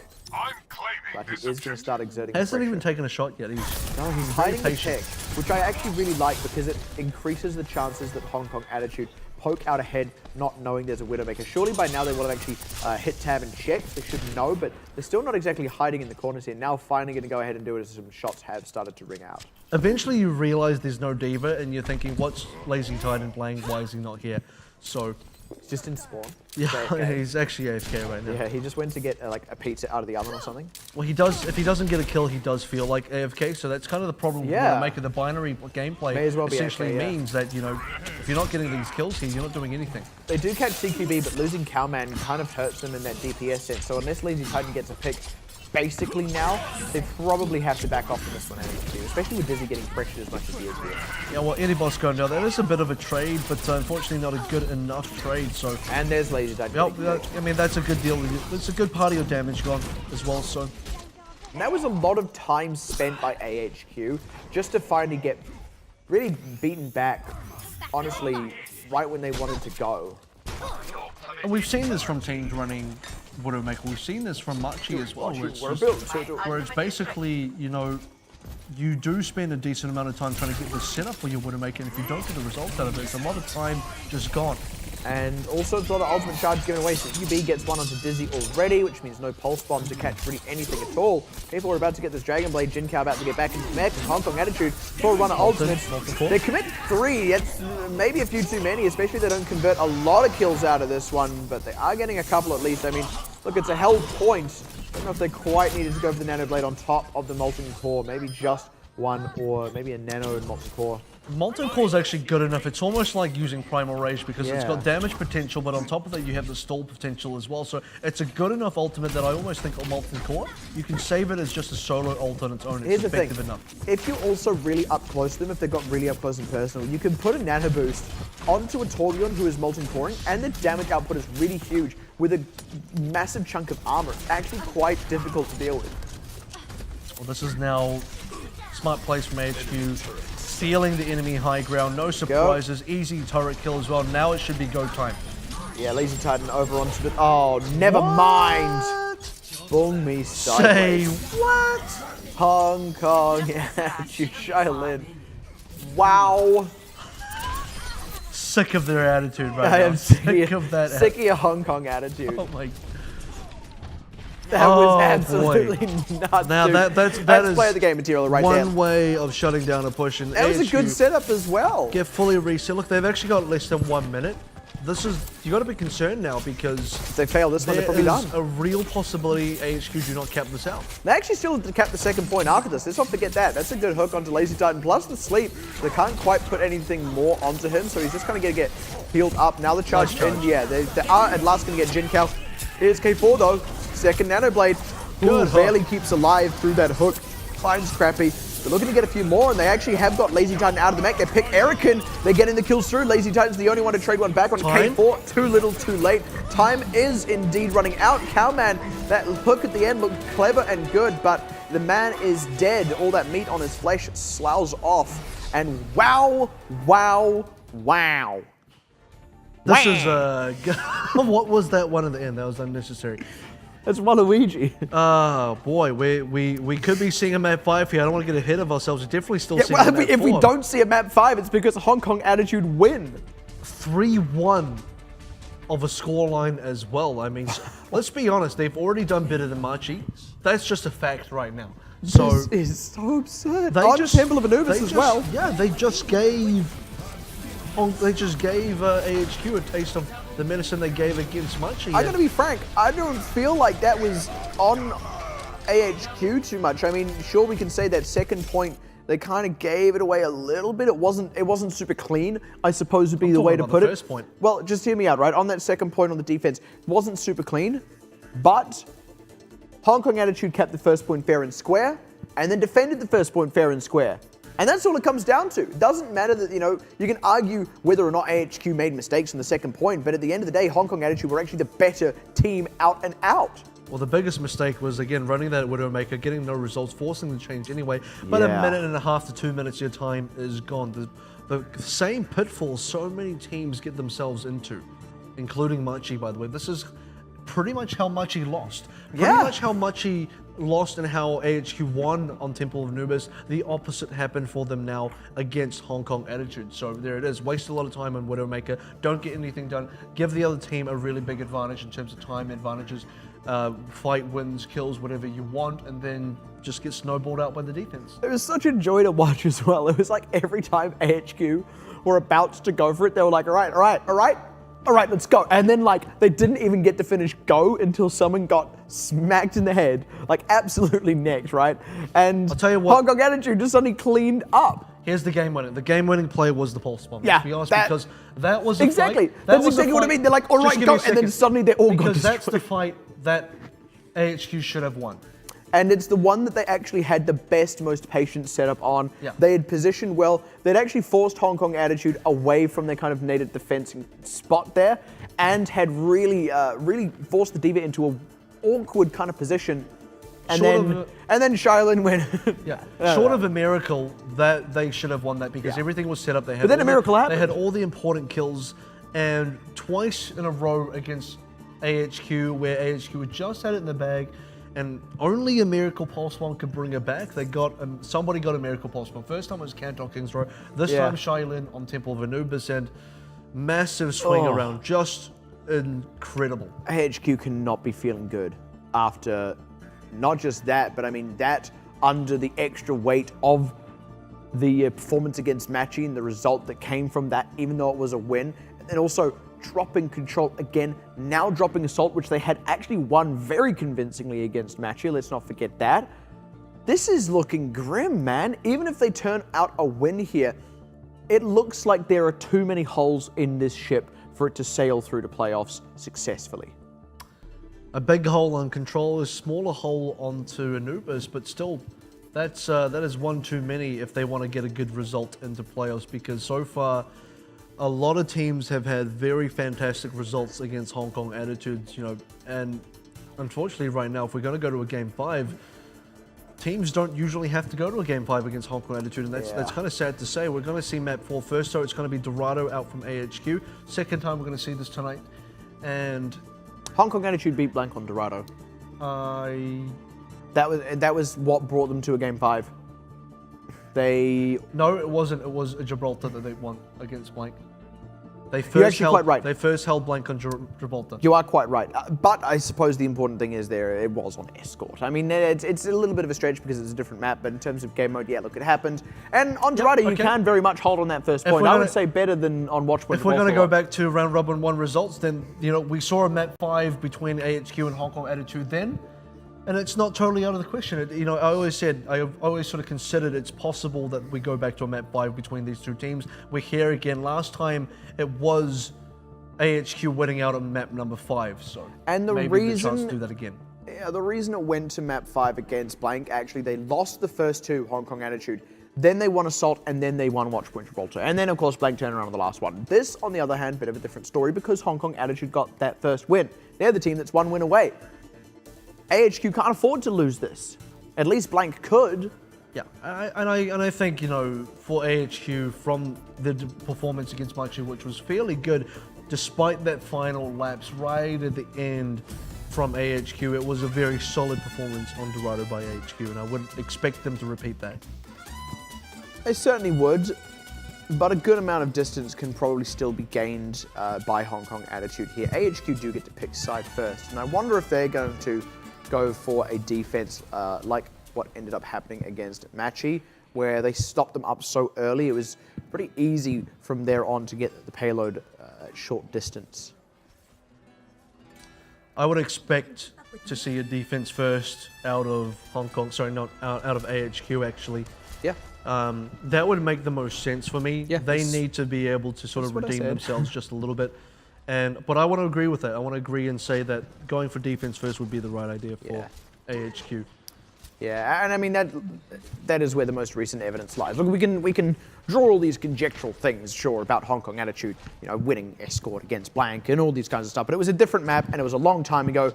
Really, it was a different Hong Kong Attitude in a lot of ways because they are looking a lot better now. But AHQ's most recent performance, specifically on this map, not 2 hours ago, was against Matchy, and they stopped them halfway through this here courtyard we're looking at. The expectation for me would be that they can do the same thing again. Exactly. Pretty much around the exact same space. If they do anything less, then, well, I don't know. Hong Kong Attitude are looking fairly good then. And to be honest, Hong Kong Attitude are already looking better than Matchy so far in this particular matchup against AHQ, so I don't know about that.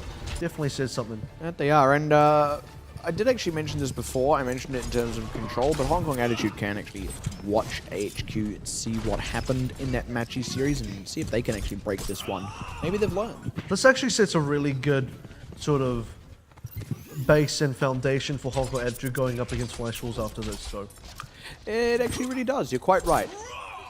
As much as Flash Wolves are right now looking well ahead of AHQ, I mean, their series against AHQ was very convincing. But look at this already, Hong Kong Attitude have actually got the payload about where Matchy had it when it got stopped up. AHQ, they're already forced to fall to hold very far back. In fact, they let the cart through very early. They didn't try and make any sort of play around the archway. They sort of just let the cart go through now. They don't have a choice anymore. They have to play the defense here, whether they like it or not. Yeah, they really just sort of have to pick a moment, pick a spot, and commit. They are very good at doing that. I also like Dizzy back on the Soldier here. We saw him a little bit on Tracer a little bit earlier. And I mean, it's just not as consistent as his Soldier. The Soldier is the superstar one. Which is again a problem because you have Superman, then you have Clark Kent, and so far Soldier is the Superman for Dizzy and Tracer is the Clark Kent. Oh, and there it is. K4, just as he had that ultimate, he was looking to get the good position for it. Dizzy shuts that one down. That gives AHQ the window to breathe to get a few more ultimates up. Right now, control set up for AHQ. Ultimates coming online. Dizzy set up as well. Bunch of ultimates coming up from, I would say, both teams. So Yeah, the big just battle. a big bunch of ultimates. The big battle will be to see what does K4 get out of Dragon Blade, because again, this is AHQ kind of weak to Dragon Blade so far from what we've seen.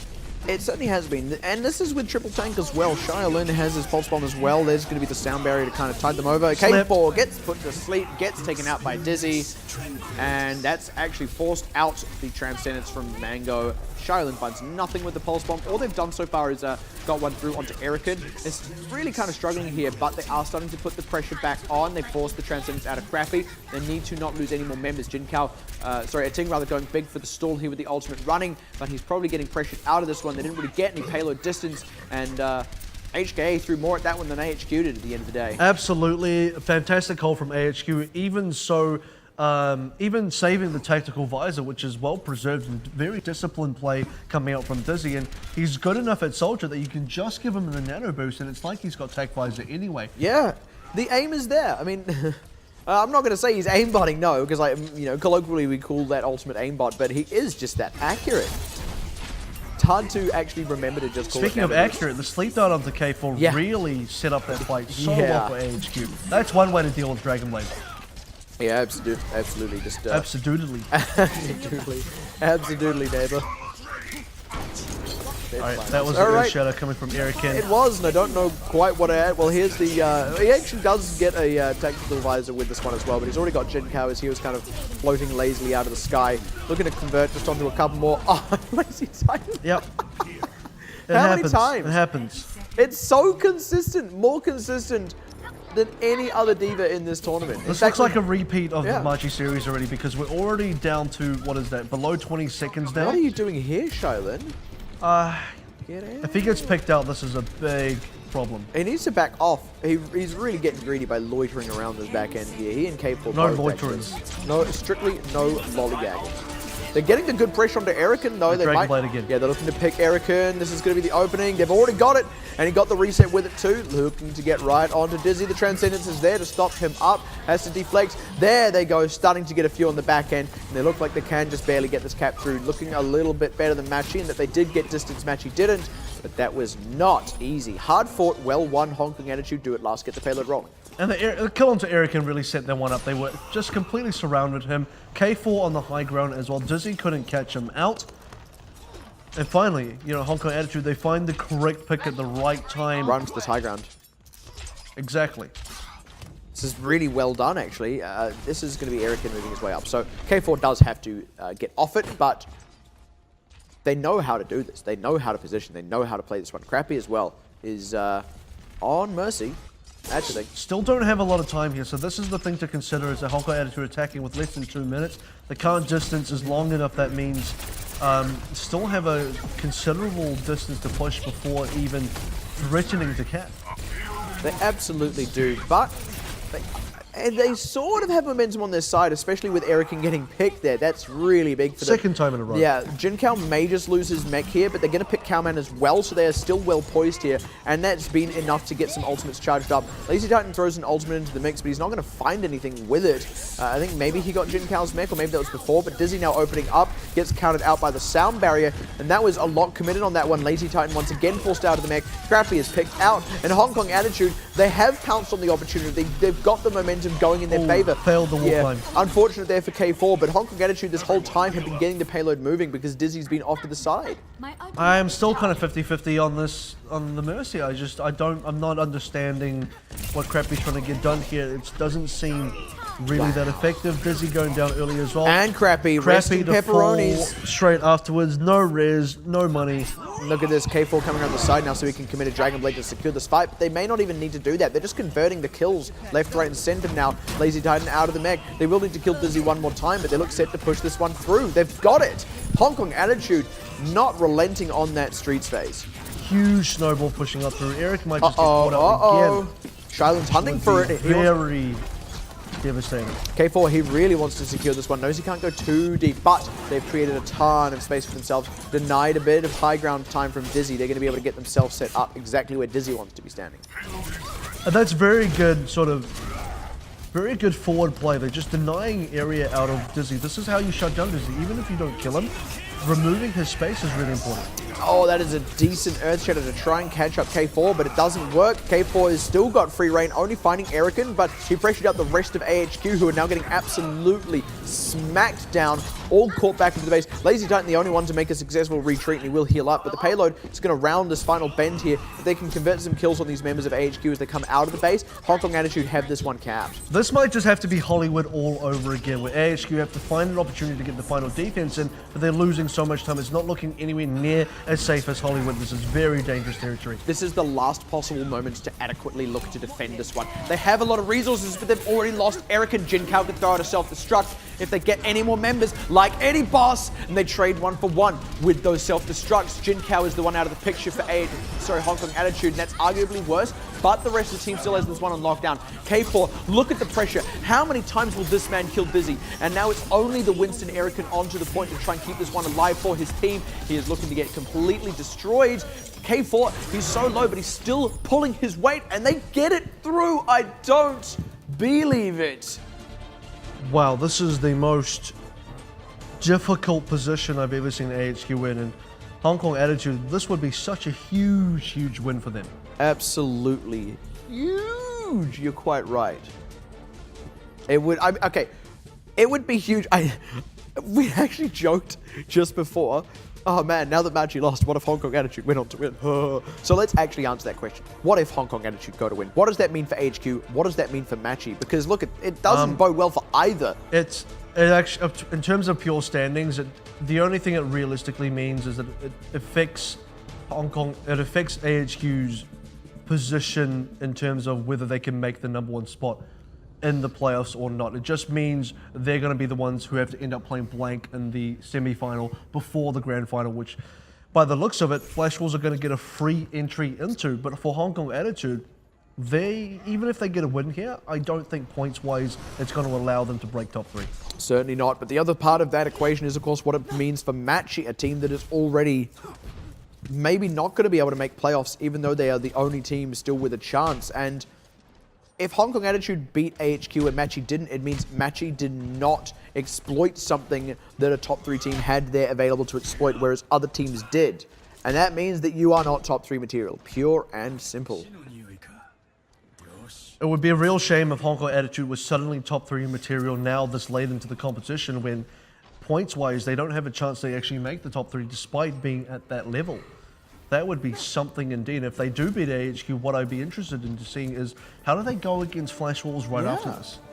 Well, and actually maybe that would create the opening for Machi, maybe, because we said that, a lot of these teams had to drop other games. So sure, Machi could lose that one to AHQ, but if AHQ and Flash Wolves both drop a ton of games, then actually there may still be a window for Machi. Well, no, it would have to be blank that needs to drop games. So yeah, if Hong that's Kong probably the Attitude more can make important blank drop games, that's when Machi's window gets open. That suddenly becomes a surprisingly scary matchup for Blank, but in the most recent dalliance, it was Blank coming out on top against Hong Kong Attitude. In any case, this game at hand. No Widow antics, no time wasted. That should be the goal for AHQ. They want to be able to push this one through as quickly as possible. Time is of the essence. The best they can hope for is a time bank. Getting the kills and the thing to start with is very good. Yeah, good trade back onto Eddie Boss. So far, they have actually just traded blow for blow so far, but AHQ looking fairly okay here. Actually, K4, he's still unanswered. Shiloh getting picked out as well. Cowman, he's keeping K4 way too busy. See, K4 really wants to go for this. The payload's being pushed he's here. He's still not even dead. What is going on? He's not dead, but he's not helping. He's just wasting time. He's giving away ultimate charge, and the payload is about to get capped anyway. To be honest, he wasted a lot of AHQ's time, which is pretty important here. Well, he wasted a lot of Cowman's time, but AHQ got a ton of distance. Here, though, is Hong Kong Attitude just barely able to stabilize as they pick up Erican. That was pretty crucial. And wow, get a full rack of kills off the top of that one. It was actually looking a little bit dodgy for a moment with K4 not in the fight, and it was a 6v5. And the payload was very close to cap, but Hong Kong Attitude do stabilize. Yep, and they stabilize. AHQ have still a fair amount of time left to go. If they can cap earlier, then Hong Kong Attitude capped on the first point. Well, they got a little bit more to work with for the second and third cap, which will be important. They need to get something done here. And they're going to do it with killing Dizzy first with this Dragon Visor. Oh my gosh. Nano Blade combo. One trade back onto Shaolin, though, means the Blade gets put away. They are getting good pressure on. Not quite getting the last few sets of kills through. What? Last few sets of kills? Is that what you said? Did you order one few set of kills? Right here, sir. That was the family pack. That was the family pack of kills.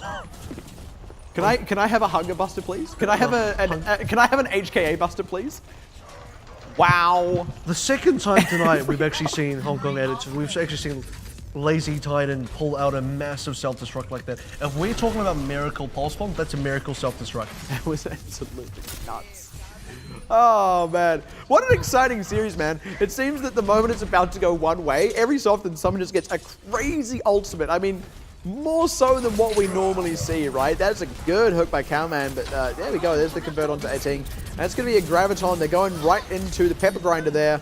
Cowman opening up with the whole hog, and they don't quite get the full lot of kills, but they get enough to keep the payload rolling, get some more ultimates in the back pocket for them, and Hong Kong Attitude, again, actually struggling to find their feet now. And this is even more time that they've got to work with than Hong Kong Attitude had. So far, this is a very quick push on through from AHQ. In fact, if they get the second cap, they should be well ahead.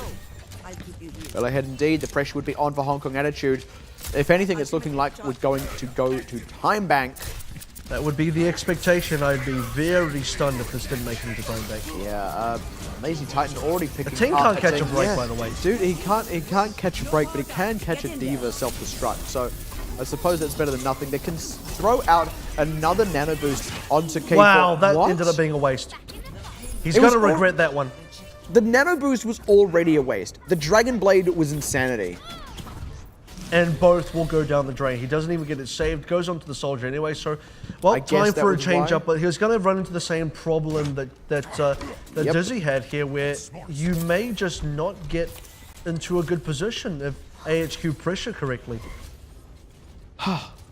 Well, AHQ, they do actually have some snowball tools at their disposal, nearly coming up on a couple of key ultimates, whereas Hong Kong Attitude looking very lean, and a single pick could be all the difference. Ting goes down. Good trade back onto Cowman, very important there. And Lazy Titan, he is only just getting back into the mech now. Erican going aggressive here. Hong Kong Attitude, both teams in fact struggling to really secure out these kills, but the payload is a roll, and that's what really counts. Yeah, they're still moving. This is something AHQ do quite well. They pressure objectives quite well. So even if they're sort of not exactly coming out on top of these fights, I mean, card distance still matters for them, and they are getting a decent amount of that, if nothing else. If nothing else. Grim, but not inaccurate. Hong Kong Attitude, though, that was the time AHQ needed to charge their ultimates, while Hong Kong Attitude do not attack theirs. Erican looking to get a good Earth Shatter. A Ting. Oh, not quite, but a Ting dies anyway, so, you know, what do I know? I have to start calling him Trill pretty soon. Oh, rough, buddy, rough. But yeah, he does die an absurd amount.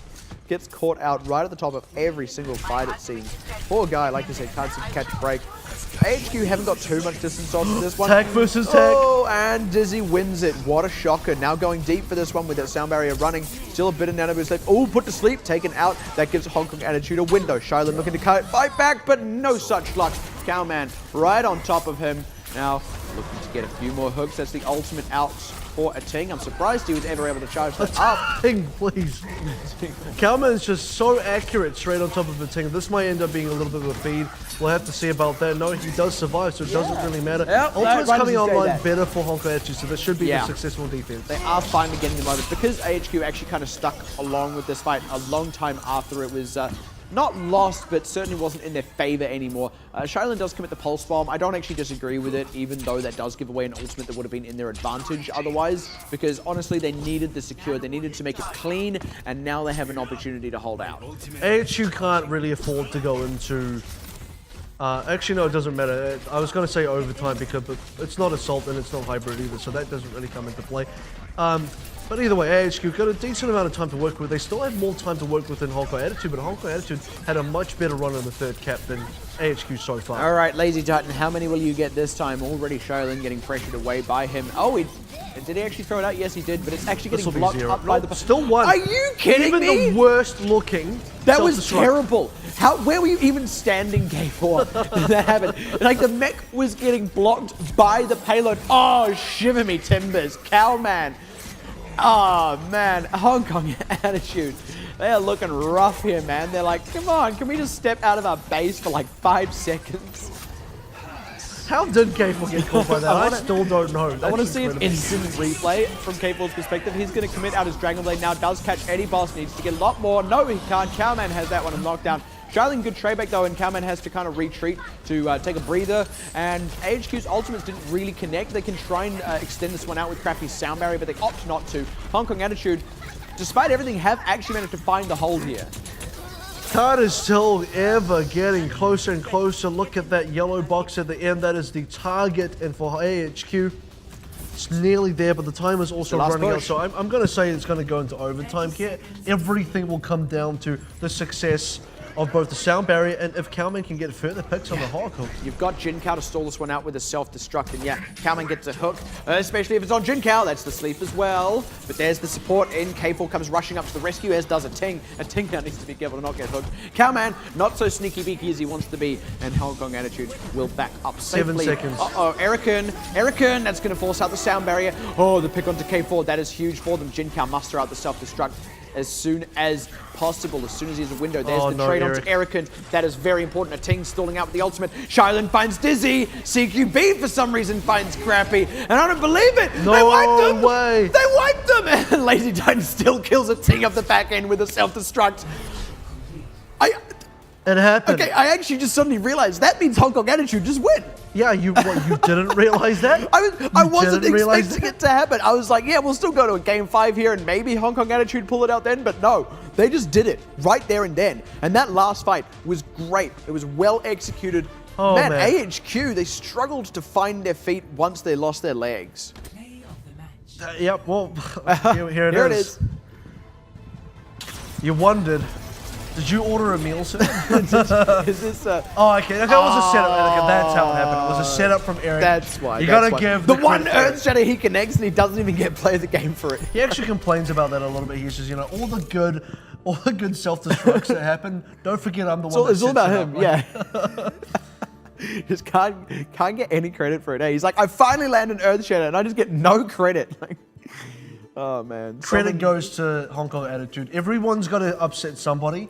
Machi upset Flash Wolves. Hong Kong Attitude upsets AHQ. It is so infrequent that we see upsets as well. I mean, I would say this is... Who are Blake going to get upset by? By the... I'm already upset. Place your bets, fellas. Yeah. So here's the... I mean, Hong Kong Attitude are the only team with a track record of doing this. As much as it wasn't an upset, they did take blank to that game 5, which was at the time pretty shocking. But this is beyond shocking. This is just devastating for AHQ. Get ready for Hong Kong Attitude to beat Flash Wolves tonight. I don't even know. That would be no way. What if that happens? Wow, that would be I was gonna bet my mustache on that or something, but like I don't trust that I'm gonna keep my mustache at that point. I only bet it on bets I know I'm gonna win. But I don't know what I bet on Hong Kong Attitude. Okay, if Hong Kong Attitude win, I'll eat a sock. I'll eat a sock. Say anything to that, but it'll be very sad because even if they win that, the likelihood of them making playoffs is still it's close to none at this point. So they'll really, if anything, just be playing spoiler for the top 3 teams. Like I said, they will be, but like I said, this is now at the point where you'd hate to be a team that would be top 3 worthy now, despite not being able to make top 3. That would be very disappointing. Well, it would and it wouldn't, because we also do talk about some of the other teams in this competition, the ones that have struggled to pick up wins, like Sun Sister, Detonator, and I think most importantly of those, Fireball. And picking up wins and suddenly looking good at the end of the tournament, even when you're out of the running for playoffs, is still actually a good thing because it means you have improved at a faster rate than even the teams above you. That's something that you can just carry as a team. That is something you can take into other tournaments. That is something that sits you right for the future of your team. And that's always a positive thing, even if it can't draw positives from this tournament specifically.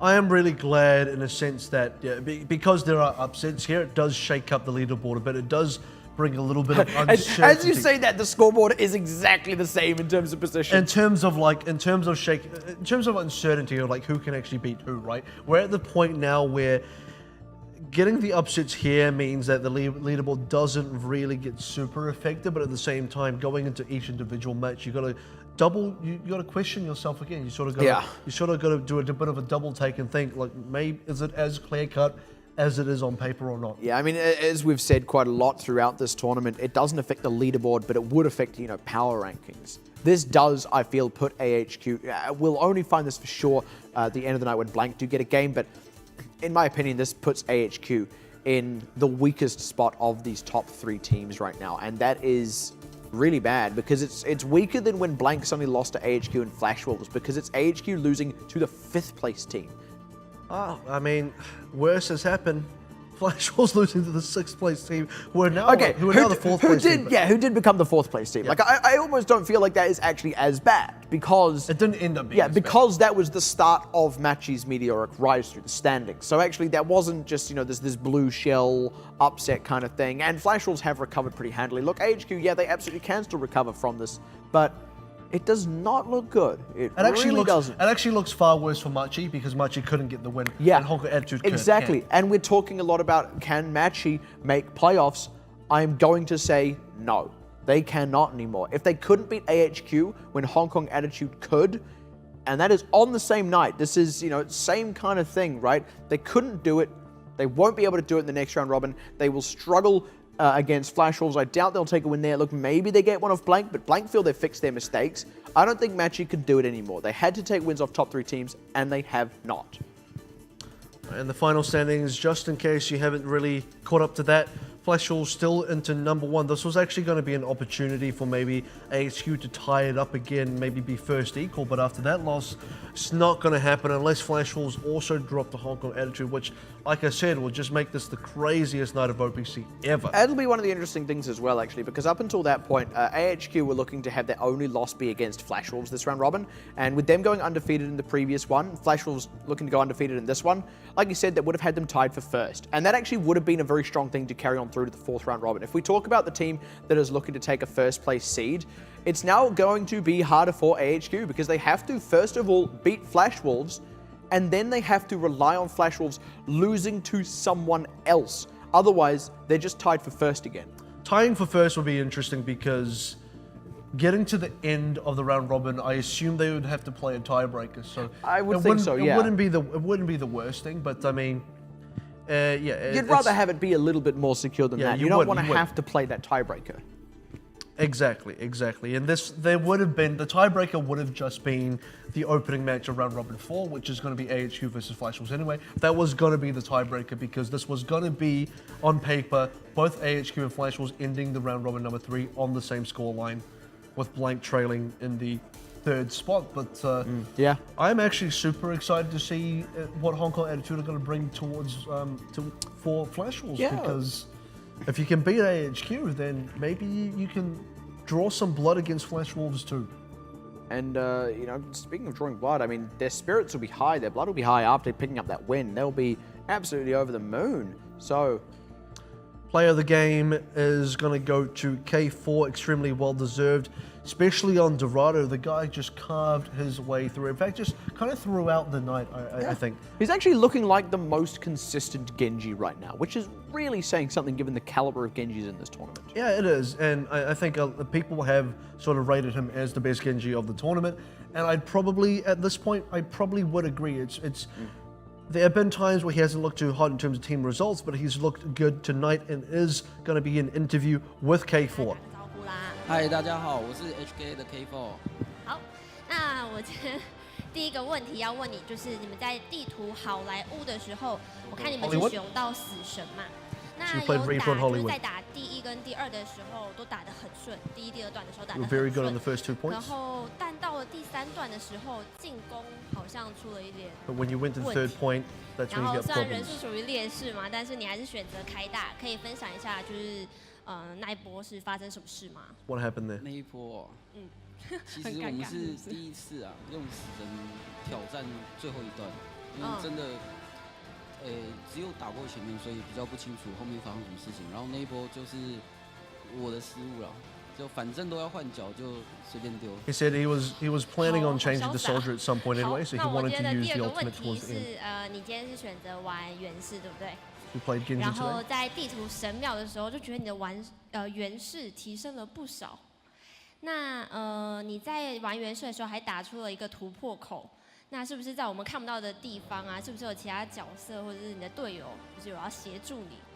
It was on Temple of Anubis. How 有 was 啊 that?，就是队友其实都会提供给我很多的资讯，比如说可能谁残血，所以我需要做的动作就只是就是过去刷个人头啊，然后就回来这样子。 So he 所以 needs 其实大部分在做的工作都是我的队友在做，我只是比较让大家看得到而已。 he needs to be able to play very carefully. He looks for one kill and then a dash out to keep himself safe. 都是队友的功劳。好，那我们这边就再次恭喜 HKA 赢得了这场比赛。好的，那下午的比赛到这边先告一段 K4 落 from 喽 Hong Kong。 那 Attitude. 我们下午的 Congratulations 第 once 一 again 场 for that 比 win. 赛将由闪 Might 电 catch up with them later if they show up on the couch, but that's the one. Yeah, I want to get off Mr. K4's wild ride. This has been breakneck so far tonight, and I'm only expecting more now in the next game. Absolutely, you know, it's been something else. Tonight's been full of surprises. A map win from Machi against IHQ was the start of it, and then a full-on victory from Hong Kong Attitude is just unprecedented. Yeah, to say the least. Wow.